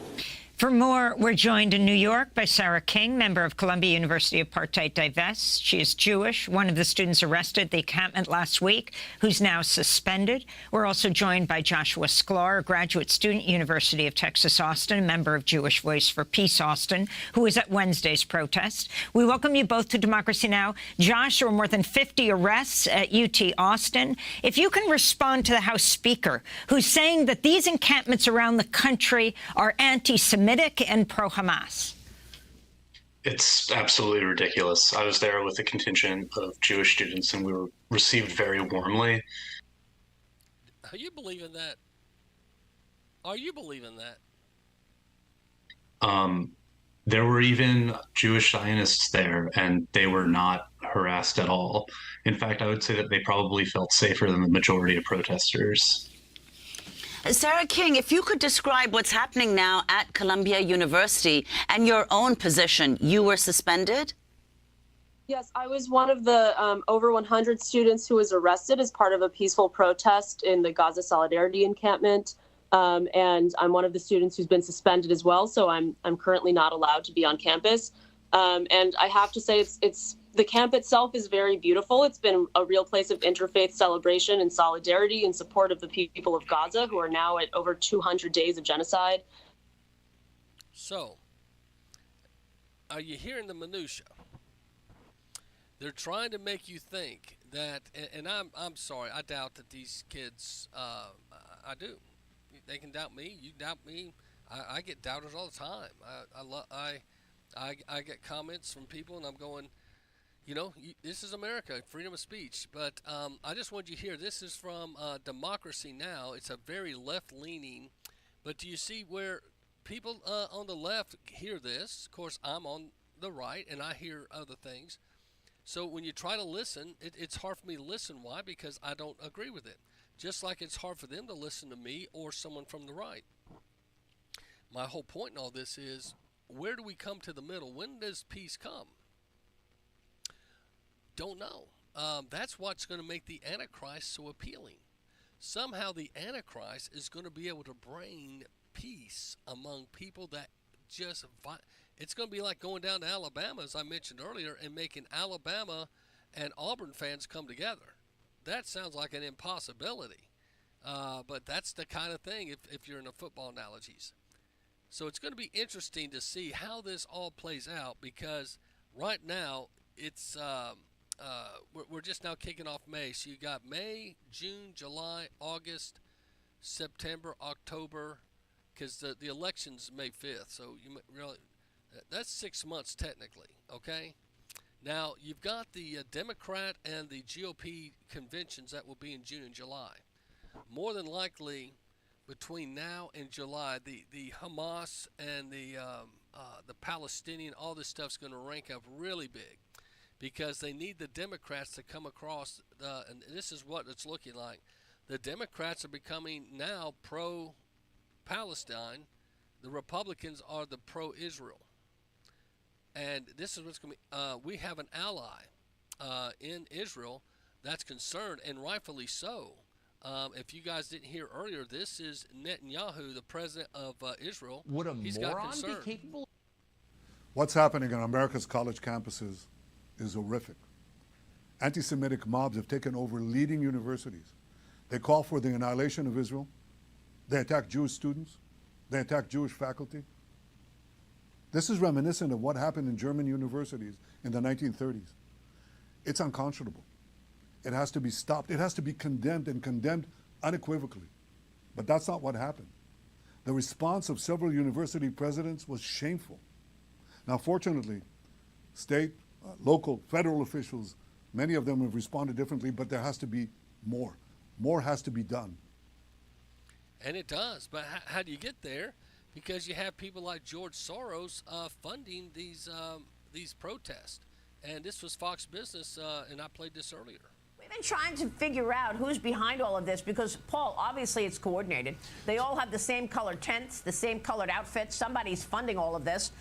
One of my guests yesterday said, don't be surprised if you learn more that it's the Communist China Party, the Communist Party of China behind it as well. But this Post story here is talking about this SJP parent organization. It's been funded by a network of nonprofits, ultimately funded by, among others, George Soros, the billionaire left-wing investor. Yeah, we've seen this in the past. They use all of these dark money cutouts.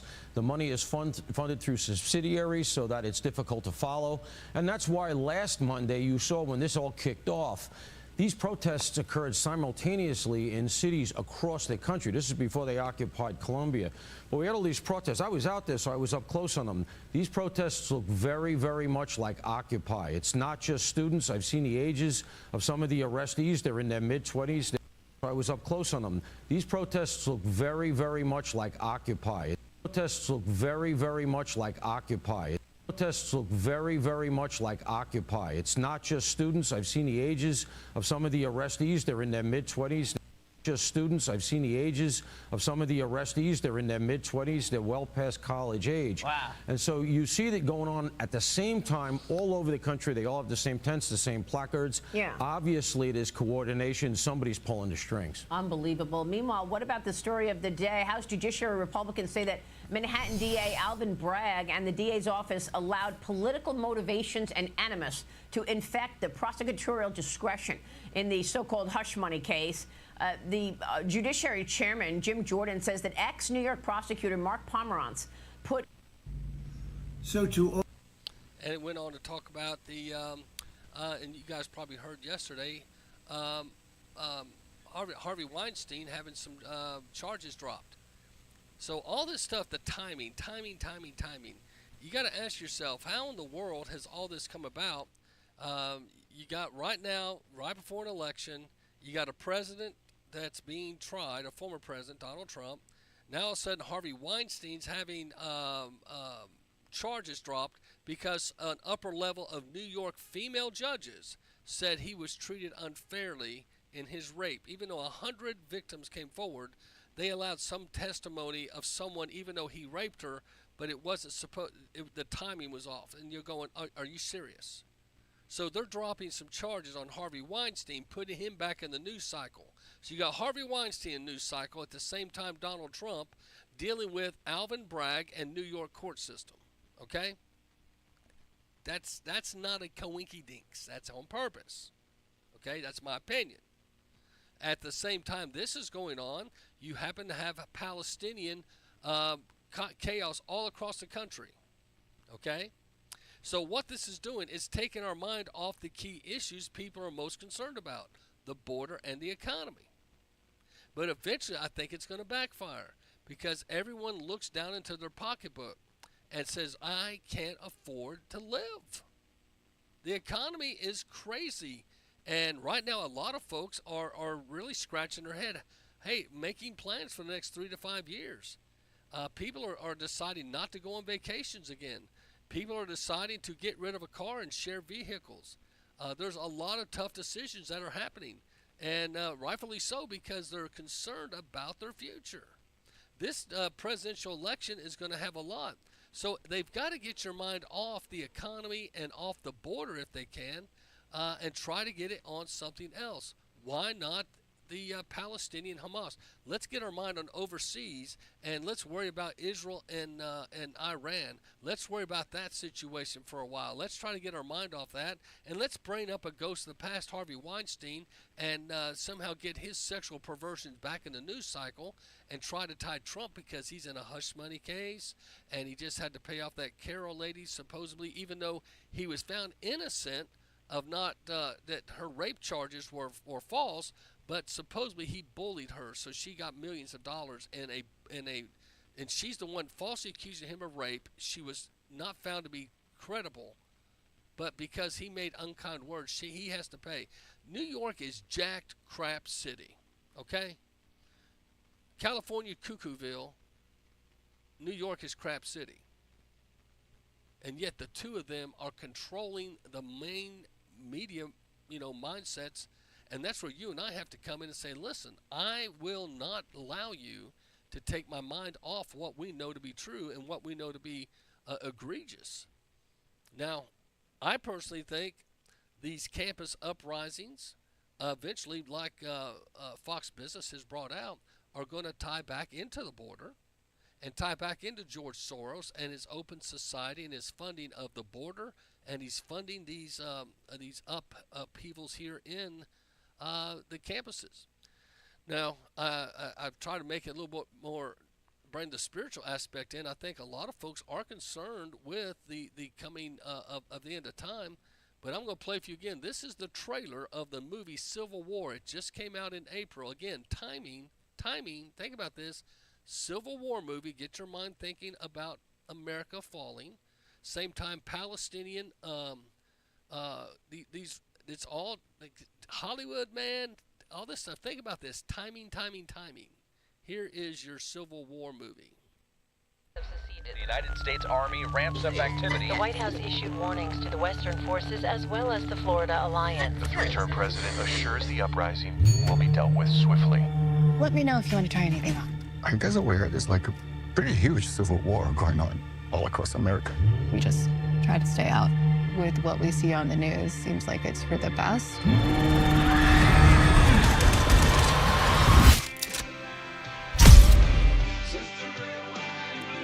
Crazy.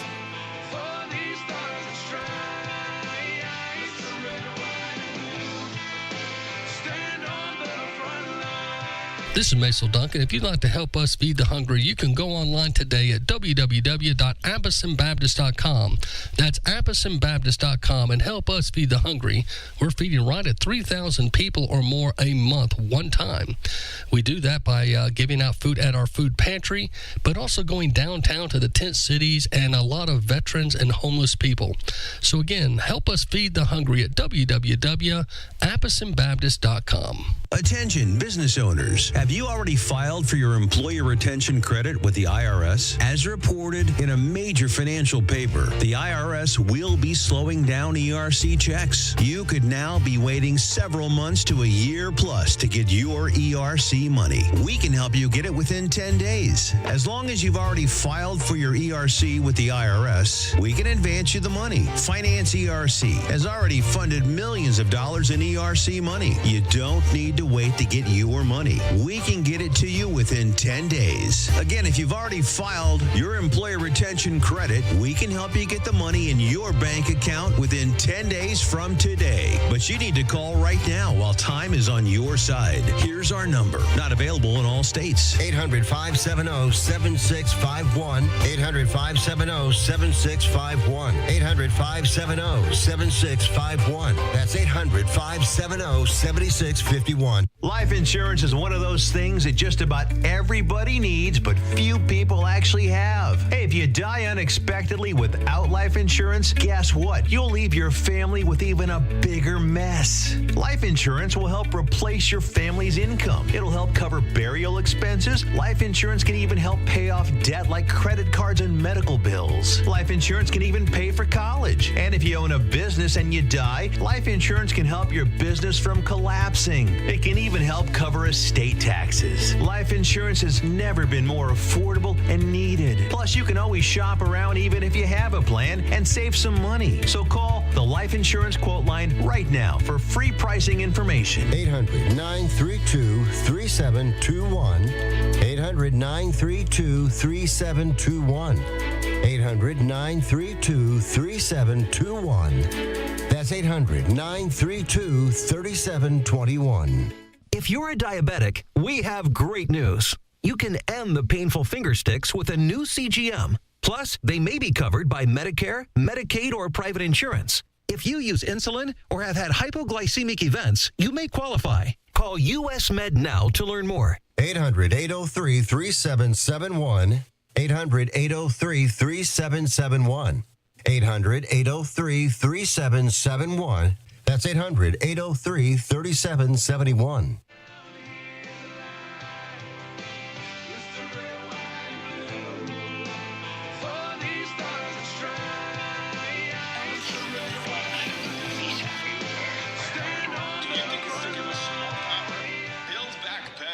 Just a way to say we are losing control of the narrative. People are waking up, so we have to orchestrate a controlled collapse of society with wars and open borders and fear and market unrest and viruses. So once everyone is begging us for a solution, we can build back society with us still being on top. I think the real solution is to never accept their solution and be as independent as possible. Because we're not interested in your crumbs.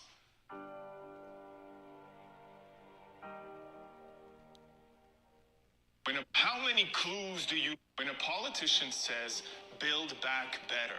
Build back better. Build back better. Build it back better. Building back better. Build back better. Build back better. Build it back better. Building this country back. Build back. Build back better. Build back better.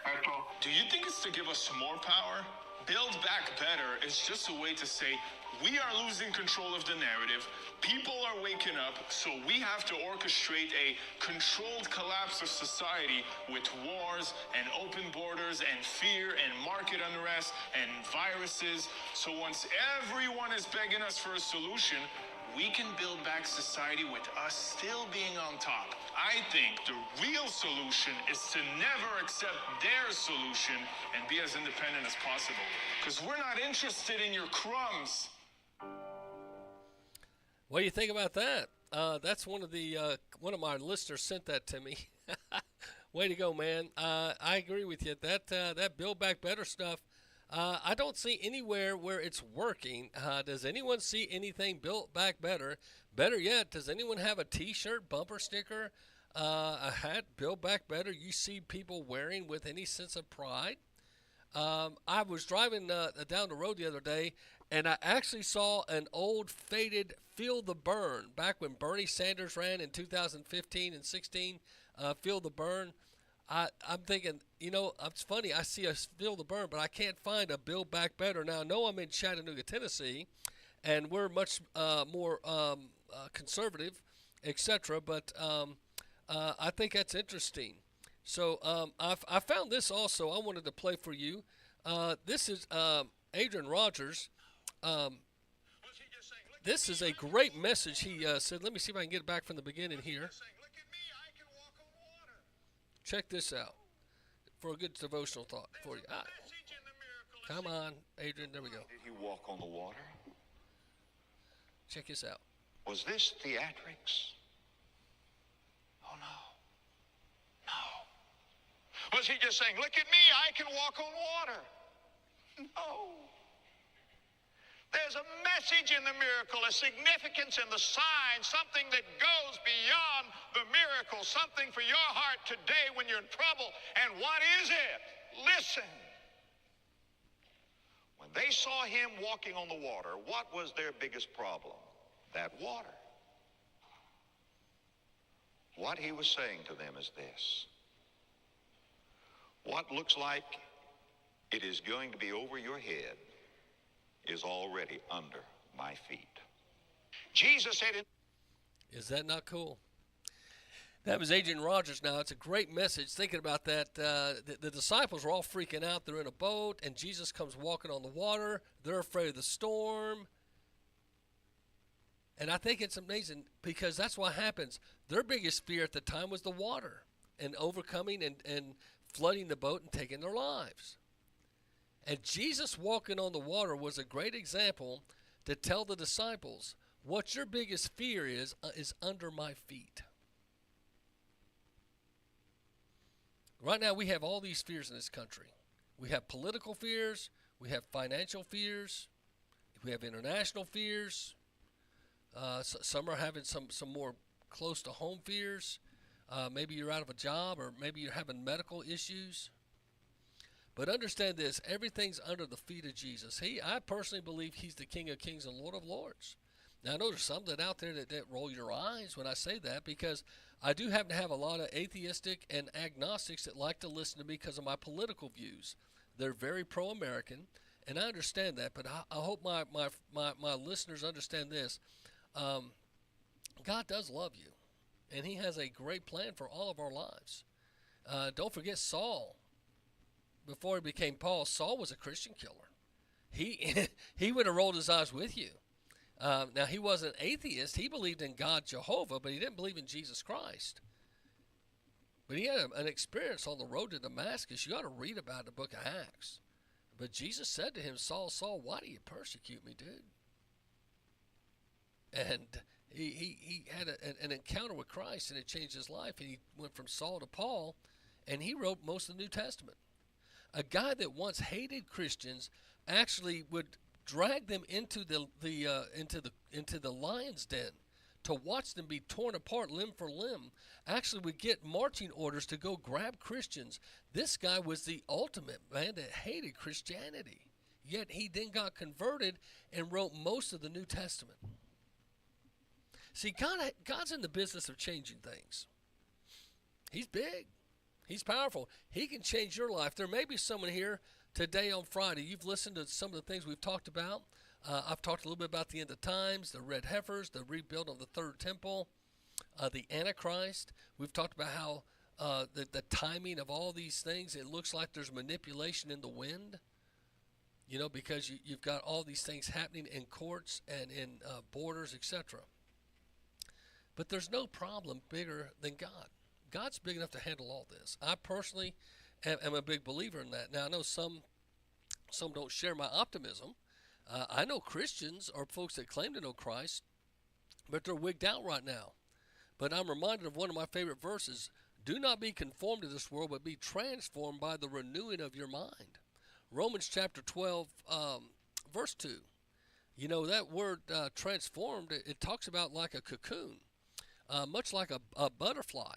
If you've ever watched the process of a worm or a caterpillar, if you will, it builds a cocoon, and over time, it goes from being something that crawled on the earth and was possibly, limited to birthing into a butterfly. See, that process is that same word, transform. You and I sometimes have to wrap ourselves, much like the caterpillar, with the Word of God and the ways of God, and just allow our minds to be settled, because our minds get attacked. Our minds get annihilated by sin and by temptations, etc. But if we'll allow ourselves to become in a cocoon, if you will, but the Word of God and the power of God and the Spirit of God, when it comes time, you can break out of the cocoon and have beautiful wings and fly. There's something about being in the Word and ways of God. Not everyone understands the Bible, and I'm not promising that I know everything about the Bible, but I believe in the power of it, and I know what it's done in my life. It's been my compass in my life, and I believe with all my heart that there's going to be some good things that come out of what God does. Let me bring some more things to you that, in case you haven't heard. I mentioned to you yesterday was a historic day for the KKK.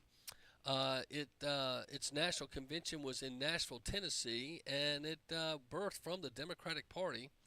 And the reason I bring that up again is because this was something that they felt God was leading them. They would burn crosses. They used Christian symbolism to justify their crazy view against black people. And it was so crazy. But the Democrats continued for decades to desecrate and black folks. And in fact, when the KKK was founded as the terrorist wing of the Democratic Party, the Ku Klux Klan assassinated hundreds of Republicans. They went on a killing spree and killed over 300 people at one of their rallies. So my point is, unlawfulness is nothing new to America. So when you see the Antifa, the Black Lives Matter, you see now the Palestinian rallies, you hear some of the crazy things. Just know it just resurfaces. It repeats itself. But in 1868, a mob of Democrats massacred 300 African American Republicans in Louisiana, and they went down because the Republicans was birthed. If you remember, that's where Abraham Lincoln was birthed as the first candidate for the new party of Republicans. And one of their first acts was they surrounded a prison, and I believe it was in Missouri, and set free a black man that was going to be lynched. The first act of the Republican Party was to set free a man that was to be lynched. Well, one of the first acts of the Democrats, KKK, was to go and kill 300 African Americans that claimed to be Republicans. So it's an interesting thing if you do your research. Senator Robert Byrd was one of the last to serve in Washington, D.C., and had great power. And who spoke at his funeral and gave him great accolades? Hillary Rodham Clinton. And also there to give respect and homage was Joe Biden. So these guys have great power and great history among the Democratic Party. The first imperial wizard was former Confederate General Nathan Bradford Forrest. He said the KKK's goal was to eradicate the GOP in southern states by terrorizing Republican activists, meaning anyone that stood with the black community and blacks was considered an enemy of them. So white or black, if you were a Republican, they wanted you to be they wanted you dead. So craziness has not been it's a part. This country is full of craziness. But right now, a lot of folks have been upset about the border. And nearly half of Democrats would support the Trump's plan for mass deportation. Half of Democrats see this as an issue.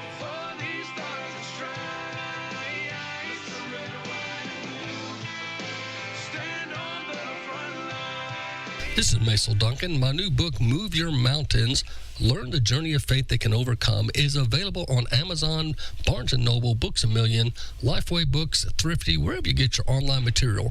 Move Your Mountains, Learn the Journey of Faith That Can Overcome.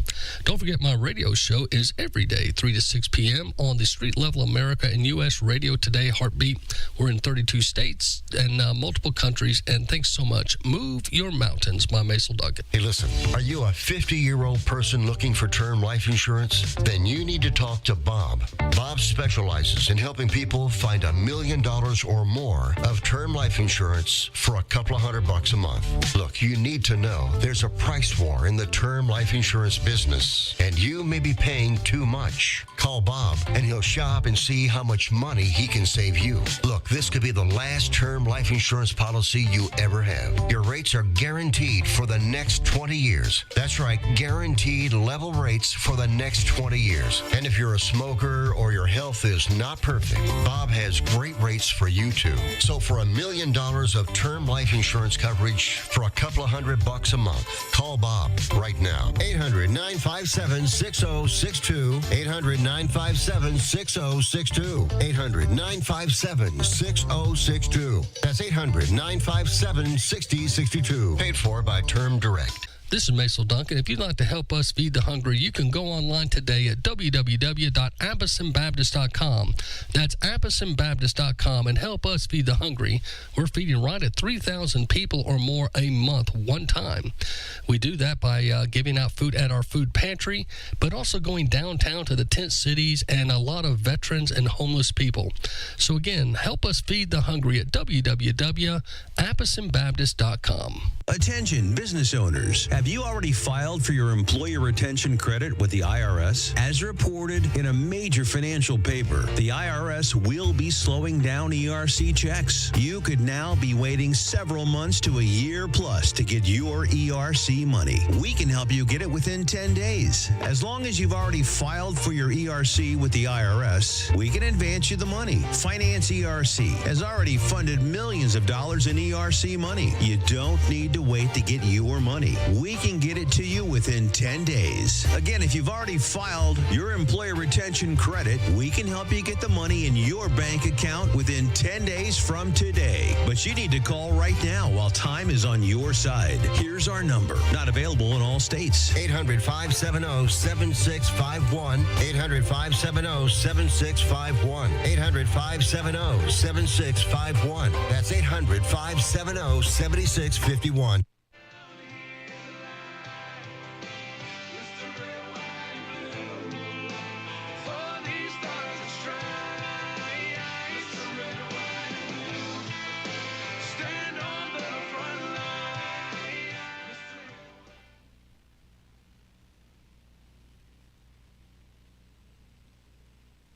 From crimes, and if so, how far does that immunity go?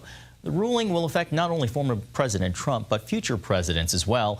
An attorney for the former president tried to convince the justices that he cannot be criminally prosecuted for any of his official acts while in office. CBN's Caitlin Burke has that story.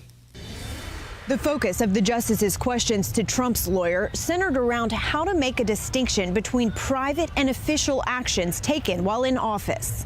In the special counsel's brief on pages 46 and 47, he urges us, even if we were to decide or assume that there was some sort of immunity for official acts, that there were sufficient private acts in the indictment for the case to go back and the trial to begin immediately. The official stuff has to be expunged completely from the indictment before the case can go forward. If you expunge the official part from the indictment, how do you, that's like a one-legged stool, right? Giving somebody money isn't bribery unless you get something in exchange. On the question of immunity, Justice Sonia Sotomayor pointed out that the Founding Fathers considered including this protection for presidents and decided against it. They had state constitutions that granted some criminal immunity to governors. And yet, they didn't take it up. Instead, they pass an impeachment clause that basically says you can't remove the president from office except by a trial in the Senate, but you can impeach him after. Or you can impose criminal liability. Michael Dreeben, the attorney for the Justice Department, expanded on that same argument. The framers knew too well the dangers of a king who could do no wrong. They therefore devised a system to check abuses of power, especially the use of official power for private gain. Dreeben argued the president doesn't need absolute immunity because layers of protections and legal safeguards are already in place. The existing system is a carefully balanced framework. It protects the president, but not at the high constitutional cost of blanket criminal immunity.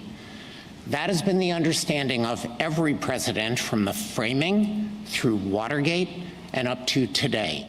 Conservative justices questioned whether, without some form of immunity, existing safeguards would truly protect a president against maliciously motivated prosecutors. The vast majority of attorneys general and Justice Department attorneys are honorable people, and they take their professional ethical responsibilities seriously. But there have been exceptions, right? Both among attorneys general and among federal prosecutors. We are not endorsing a regime that we think would expose former presidents to criminal prosecution in bad faith, for political animus, without adequate evidence. A politically driven prosecution would violate the Constitution. It's unclear when a decision will come down on this case, but it will likely be end of June, early July. So that's CBN reporting that there's still not a quite clear decision about Donald Trump's immunity.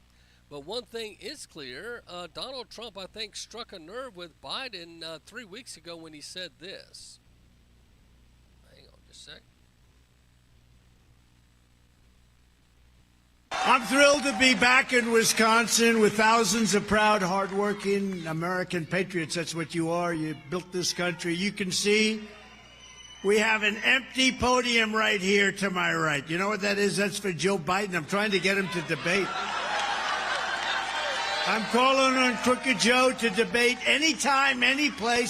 To debate anytime, any place. Debate anytime, any place. We'll debate anytime, any place. We'll do it anywhere you want, Joe.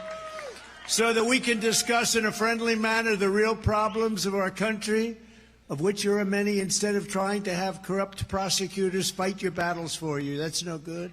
We got all these corrupt prosecutors, deranged Jack Smith, all of them. These are deranged people.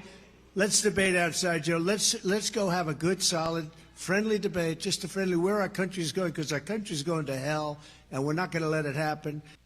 And evidently today, Friday, Biden's team released that they're open to a debate. So it could be interesting, but I tell you what I would love to see. I don't know about you. I would love to see Kennedy, Biden, and Trump as in the debate, and I would love to see as moderators Tucker Carlson, Joe Rogan. Would that not be good? Because they're the two most listened to communicators out there. And throw in a Rachel Maddow, a lip-lock liberal, so they'll have a little bit of someone they think on their team. But think about that. Let Tucker Carlson be the main leader, and let Joe Rogan and Rachel Maddow. Now, to me, that would be a great, because most of the time when you go to these debates, they're moderated by left-leaning and liberal commentators. Why not allow conservatives to have the day, or at least one of the debates, and ask questions that America would like? Because if you put Donald Trump and Tucker Carlson on the same thing, it's going to be unreal. How about adding Elon Musk? Let Elon Musk ask some questions. You pull X in, and you would have Tucker Carlson.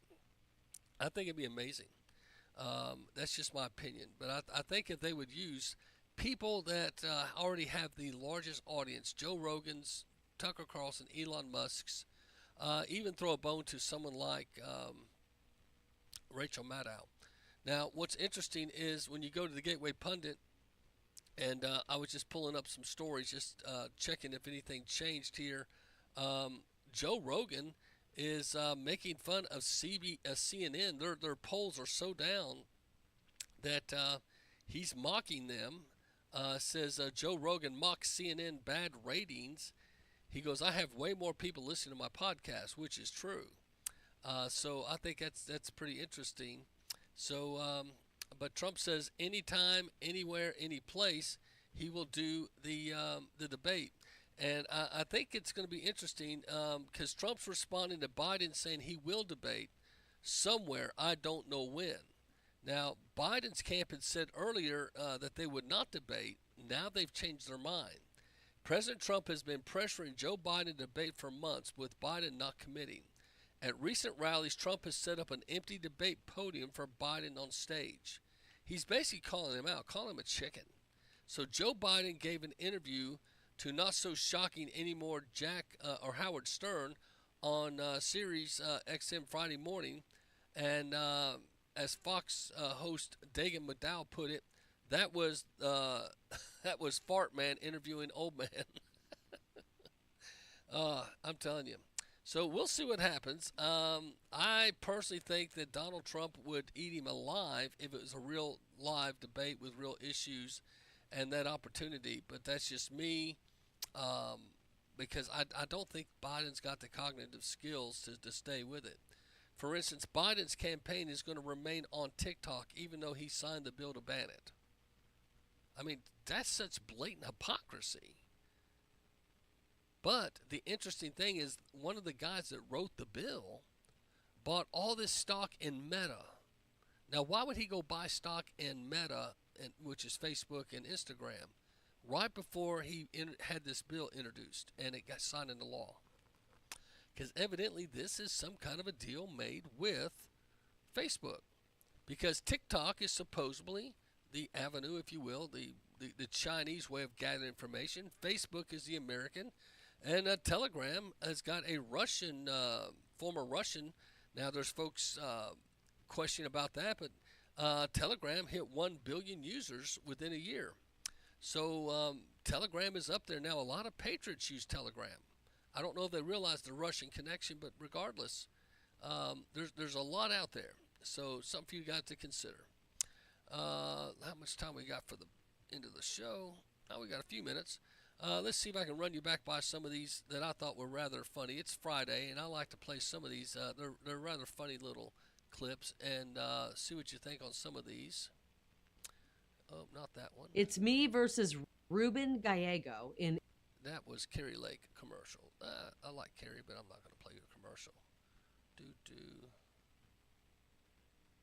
This one right here, I think is very, very powerful, and I'm just curious how many of you agree and can listen to this. This is a truth thing. It makes fun of Joe Biden at the beginning, but listen to the truth bombs. This guy was on MSNBC. I've done some dumb things, and I'll do dumb things again. For the first time in our nation's history, a 30-year-old man or woman isn't doing as well as his or her parents were at 30. That is the social compact breaking down. People aged 30 to 34, 60% of them in 1990 had one child. Now it's 27%. People are opting out of America. They're not optimistic about it. They're not having kids. Young people aren't having sex. They're not meeting. They're not mating. The pool of emotionally and economically viable men shrinks every day, which lessens household formation. So we have a real issue. Young people are enraged. So it turns every cut, every movement into an opportunistic infection because, quite frankly, they are just pissed off. They look up, they see wealth, exceptional wealth across my generation and people in certain industries, and they are really struggling. Their purchasing power is going down, and the incumbents create artificial scarcity on campus. We take pride in rejecting 90% of our applicants, so the incumbents who already have a degree see their degree go up in value. We get very concerned with housing and traffic once we own a housing. Housing permits are sequestered from young people. Housing prices have gone from $290 to $420 in the last 4 years. So a young person, a house, stocks that I don't own skyrocket in value. Let's have COVID relief and flush the markets and take assets way up, because if 1 million people dying would be bad, it would be tragic if I got less wealthy. And we're doing it on their credit card. Young people have every reason to be enraged, and every issue they see, they look up, they get angry, and they see someone doing better than them. And then every day it is speedballed in their face that they are failing, that they are not doing as well as everyone around them. We have lost the script. Our kids are more anxious, they're more depressed, they're more obese, they're more addicted, and we have made a purposeful decision to let this happen by ensuring the people around this table stay. I'll be back.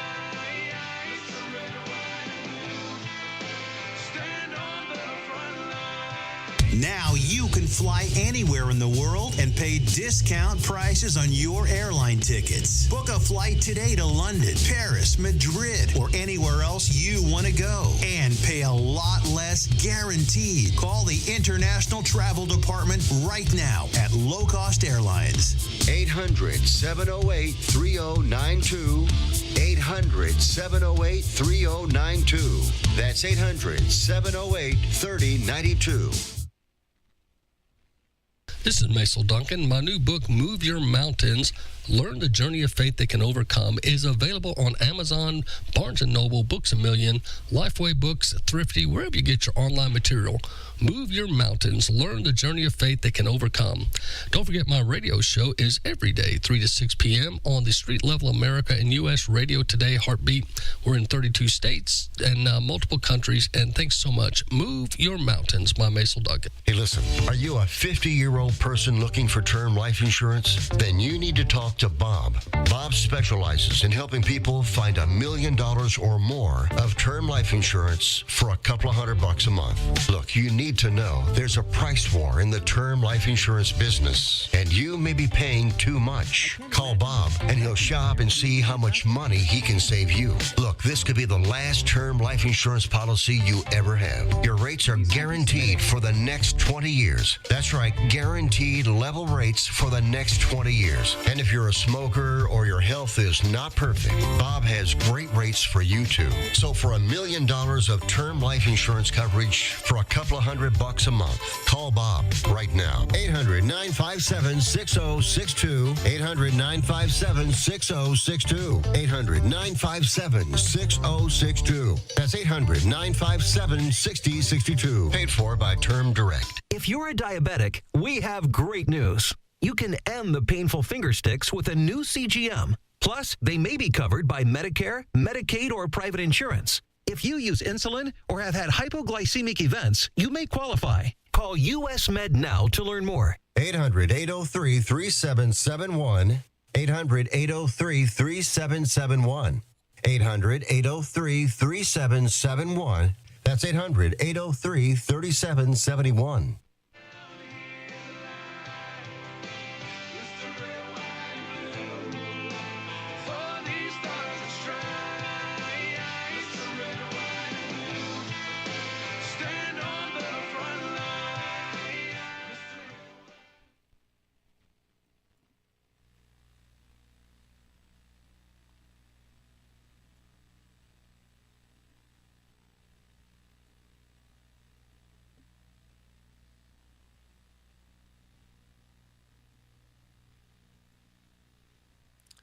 Well, we're still having problems with the video here. Let's see if we can get this fixed. Here we go. I think we got it now. This is a cameraman stunned as a protester admits this on camera at one of the meltdown Palestinian rallies. Do you know what NYU is doing? About what? About Israel. Why are we protesting? There are a bunch of kids who have no idea what they believe or why they are even at these protests. Check out this video. This is extraordinary. And what would you say is the main goal with tonight's protest? I think the goal is just showing our support for Palestine and demanding that NYU stops. I honestly don't know all of what NYU is doing. Is there something that NYU is doing? I really Palestine and demanding that NYU stops. I honestly don't know. NYU stops. I honestly don't know. Stops. I honestly don't know. Stops. I honestly don't know. Stops. I honestly don't know all of what NYU is doing. Is there something that NYU is doing? I really don't know. I'm pretty sure they're doing. I really don't know. I'm pretty doing. I really don't know. I'm doing. I really don't know. I'm pretty Who's doing. I really don't know. I'm pretty sure they're. Do you know what NYU is doing? About what? About Israel. Why are we protesting here? Palestine will be free. I wish I was more educated. Here. Palestine will be free. I wish I was more educated. I'm not either. Why are we protesting? So she asked her friend, why are we protesting again? And she goes, her friend says, I wish I was more educated while we're out here. I don't know if you can hear all that. There's a lot of shouting. So you got all these kids out there being jacked up, and they don't even know why they're out there. And you go, why are so many people being so easily misled? Dinesh D'Souza has a little angle on this. See what you think. About this, these anti-Semitic activists on campus, and try to think to myself, who is putting them up to it? Who is really to blame here? Is it the students? I saw an interesting video of a student at NYU, and she seemed to be an NYU student, but when she was probed about it, it was quite obvious that she was not. I think she was a Columbia student, and she had come over to NYU because she had heard, oh, the protests are intensifying at NYU. And the interviewer was asking her, what do you want Israel to do? And she's like, I don't really know. And then seizing his opportunity, well, what are you then protesting about? What is this protest for? And she's like, I don't really know. And then she turns to her friend. She goes, what are we protesting? And I think that there's a lot more of this than we think, because we hear these students, and sometimes they say, they robotically say, from the river to the sea, or we need 100 October 7ths. And we think, oh my gosh, these students have just, thrown in with the terrorists. I guess the point I'm trying to make is I think a lot of it is these are ideas implanted in these students by their professors. So the real culprits, the instigators, are the professors, not the students. Now, and I tell you, someone else that believes that is Alan Dershowitz. Alan Dershowitz went on to say he believes DEI and the CRT and all this stuff has been implanting anti-Semitism for several years now in the higher education. And the author of War Against the Jews, How to End Hamas Barbarism. Professor Dershowitz, you know more about this subject than me, probably than almost anybody on the planet. I'm giving this Columbia president a little bit of a plus because she seems to have done something. But more importantly, what do you think, sir? Well, she gets about a B- with grade inflation because she hasn't dealt with the problem. The core problem is DEI, diversity, equity, and inclusion, intersectionality. These dominate universities today, and they're the sources of anti-Semitism. Let me tell you a story about one professor. His name is Joseph Massad. He is the one who praised Hamas on October 7th and said what they did was a wonderful thing. He is pro-Hamas. I opposed his tenure before he got tenure. I told the university that he was a third-rate academic. He had called on a Jewish student as a teacher. And when the student said and started talking, Joseph Massad, the professor, said, you seem to have an Israeli accent. Are you Israeli? He said, yes. He said, can't speak in my class unless you're prepared to say that Israel has committed war crimes. This is a professor. He hadn't gotten tenure yet. And Columbia University gave him tenure, not this is being anti-Israel, but precisely because of it. They wanted anti-Israel professors on the faculty because they were getting funding from anti-Israel countries. This is a much deeper problem. This goes back years and years and years. And until and unless universities like Harvard and Columbia get rid of, uproot, completely from top to bottom, the DEI bureaucracy like Harvard and Columbia get rid of, Columbia get rid of, Columbia get rid of, Columbia get rid of, uproot, rid of, uproot, completely from top to bottom, the DEI bureaucracy and the intersectionality bureaucracy. This will continue. Uproot, uproot, uproot, uproot, completely from top to bottom, completely from top to bottom, completely from top to bottom, the DEI bureaucracy and the intersectionality bureaucracy, DEI bureaucracy and the intersectionality bureaucracy. This will continue, and it will destroy every major university in America and turn American universities into the same third-rate institutions that Professor Joseph Massad is as a third-rate scholar. So, boy, does she have work to be done. And some of it's going to be difficult because her faculty won't support her. Many of her students won't support her. The problem is a lot deeper than what we see on television today. What we see on television today is the tip of the iceberg. So, he blames the anti-Semitism that we are now witnessing in our country on DEI. How many of you have gone through DEI training at your work and colleges? It's now getting pushed into the education system. And if you listen and watch it closely, it makes you apologize for being white or against white people, and it's very anti-Semitic. Very interesting, is it not? the hatred it provides. No peace, but hatred. But America is having a turn, if you will. There's a group of folks that just saying, hey, you know what? I don't believe in the minutia of the media. We can see with our own eyes, and they love this country. USA! USA! USA! USA! Union workers cheered Trump return to New York City.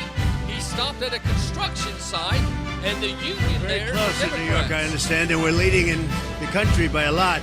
Poll just came out a little while ago, as you saw yesterday, that we're up in every swing state and up by a lot in every swing state.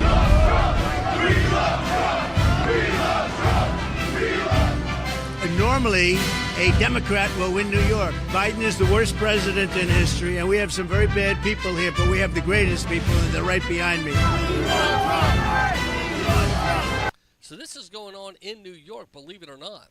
But what else is going on is what some are calling the left loonies, and this is Australia making fun of our kids chanting "Death to America." It's time for Lefties Losing It. Let's start with a pack of self-loathing American lefties, many of them born and bred in the United States, being taught how to chant "Death to America" in Farsi. So I'm going to teach you a chant in Persian that you can use if you ever encounter those Zionist freaks, whether they be Iranian or whatever, all right? We can get a Marbar America. Yes, we can. Marbar America! Marbar America! Marbar America! Marbar America! Magbar America. They forced me to chant that when I was at primary school in Tehran. That's the indoctrination of the Islamist Iranian regime. So as a 5-year-old, I had more pride in the US, because I refused to do it, than these adults, these pathetic, dangerous simpletons. I'm going to say I'm happy to do a GoFundMe and send them all on one-way tickets to Tehran. I guarantee you they're not going to like it. So have a look at them. They're all wearing masks. It's 2024. And these lefties losing it also practice chanting "Death to Israel." Marbar Israel! Marbar Israel! Marbar Israel! Marbar Israel! Marbar Israel! It's just incredible. Remember, we saw chants of "Death to America" about a week ago in Michigan? And this is why Imam Khomeini, who declared the International Day of Quds, this is why he would say to pour all of your chants and all of your shouts upon the head of America.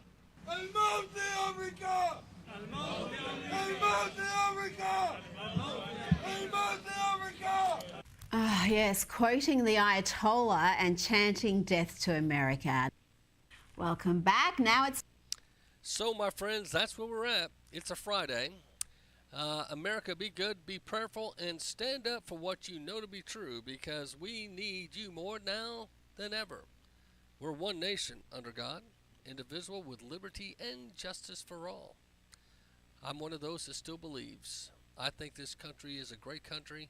I think she's worth defending, and I hope and pray the day comes when we'll see a purging and a cleansing. I'll see you Monday.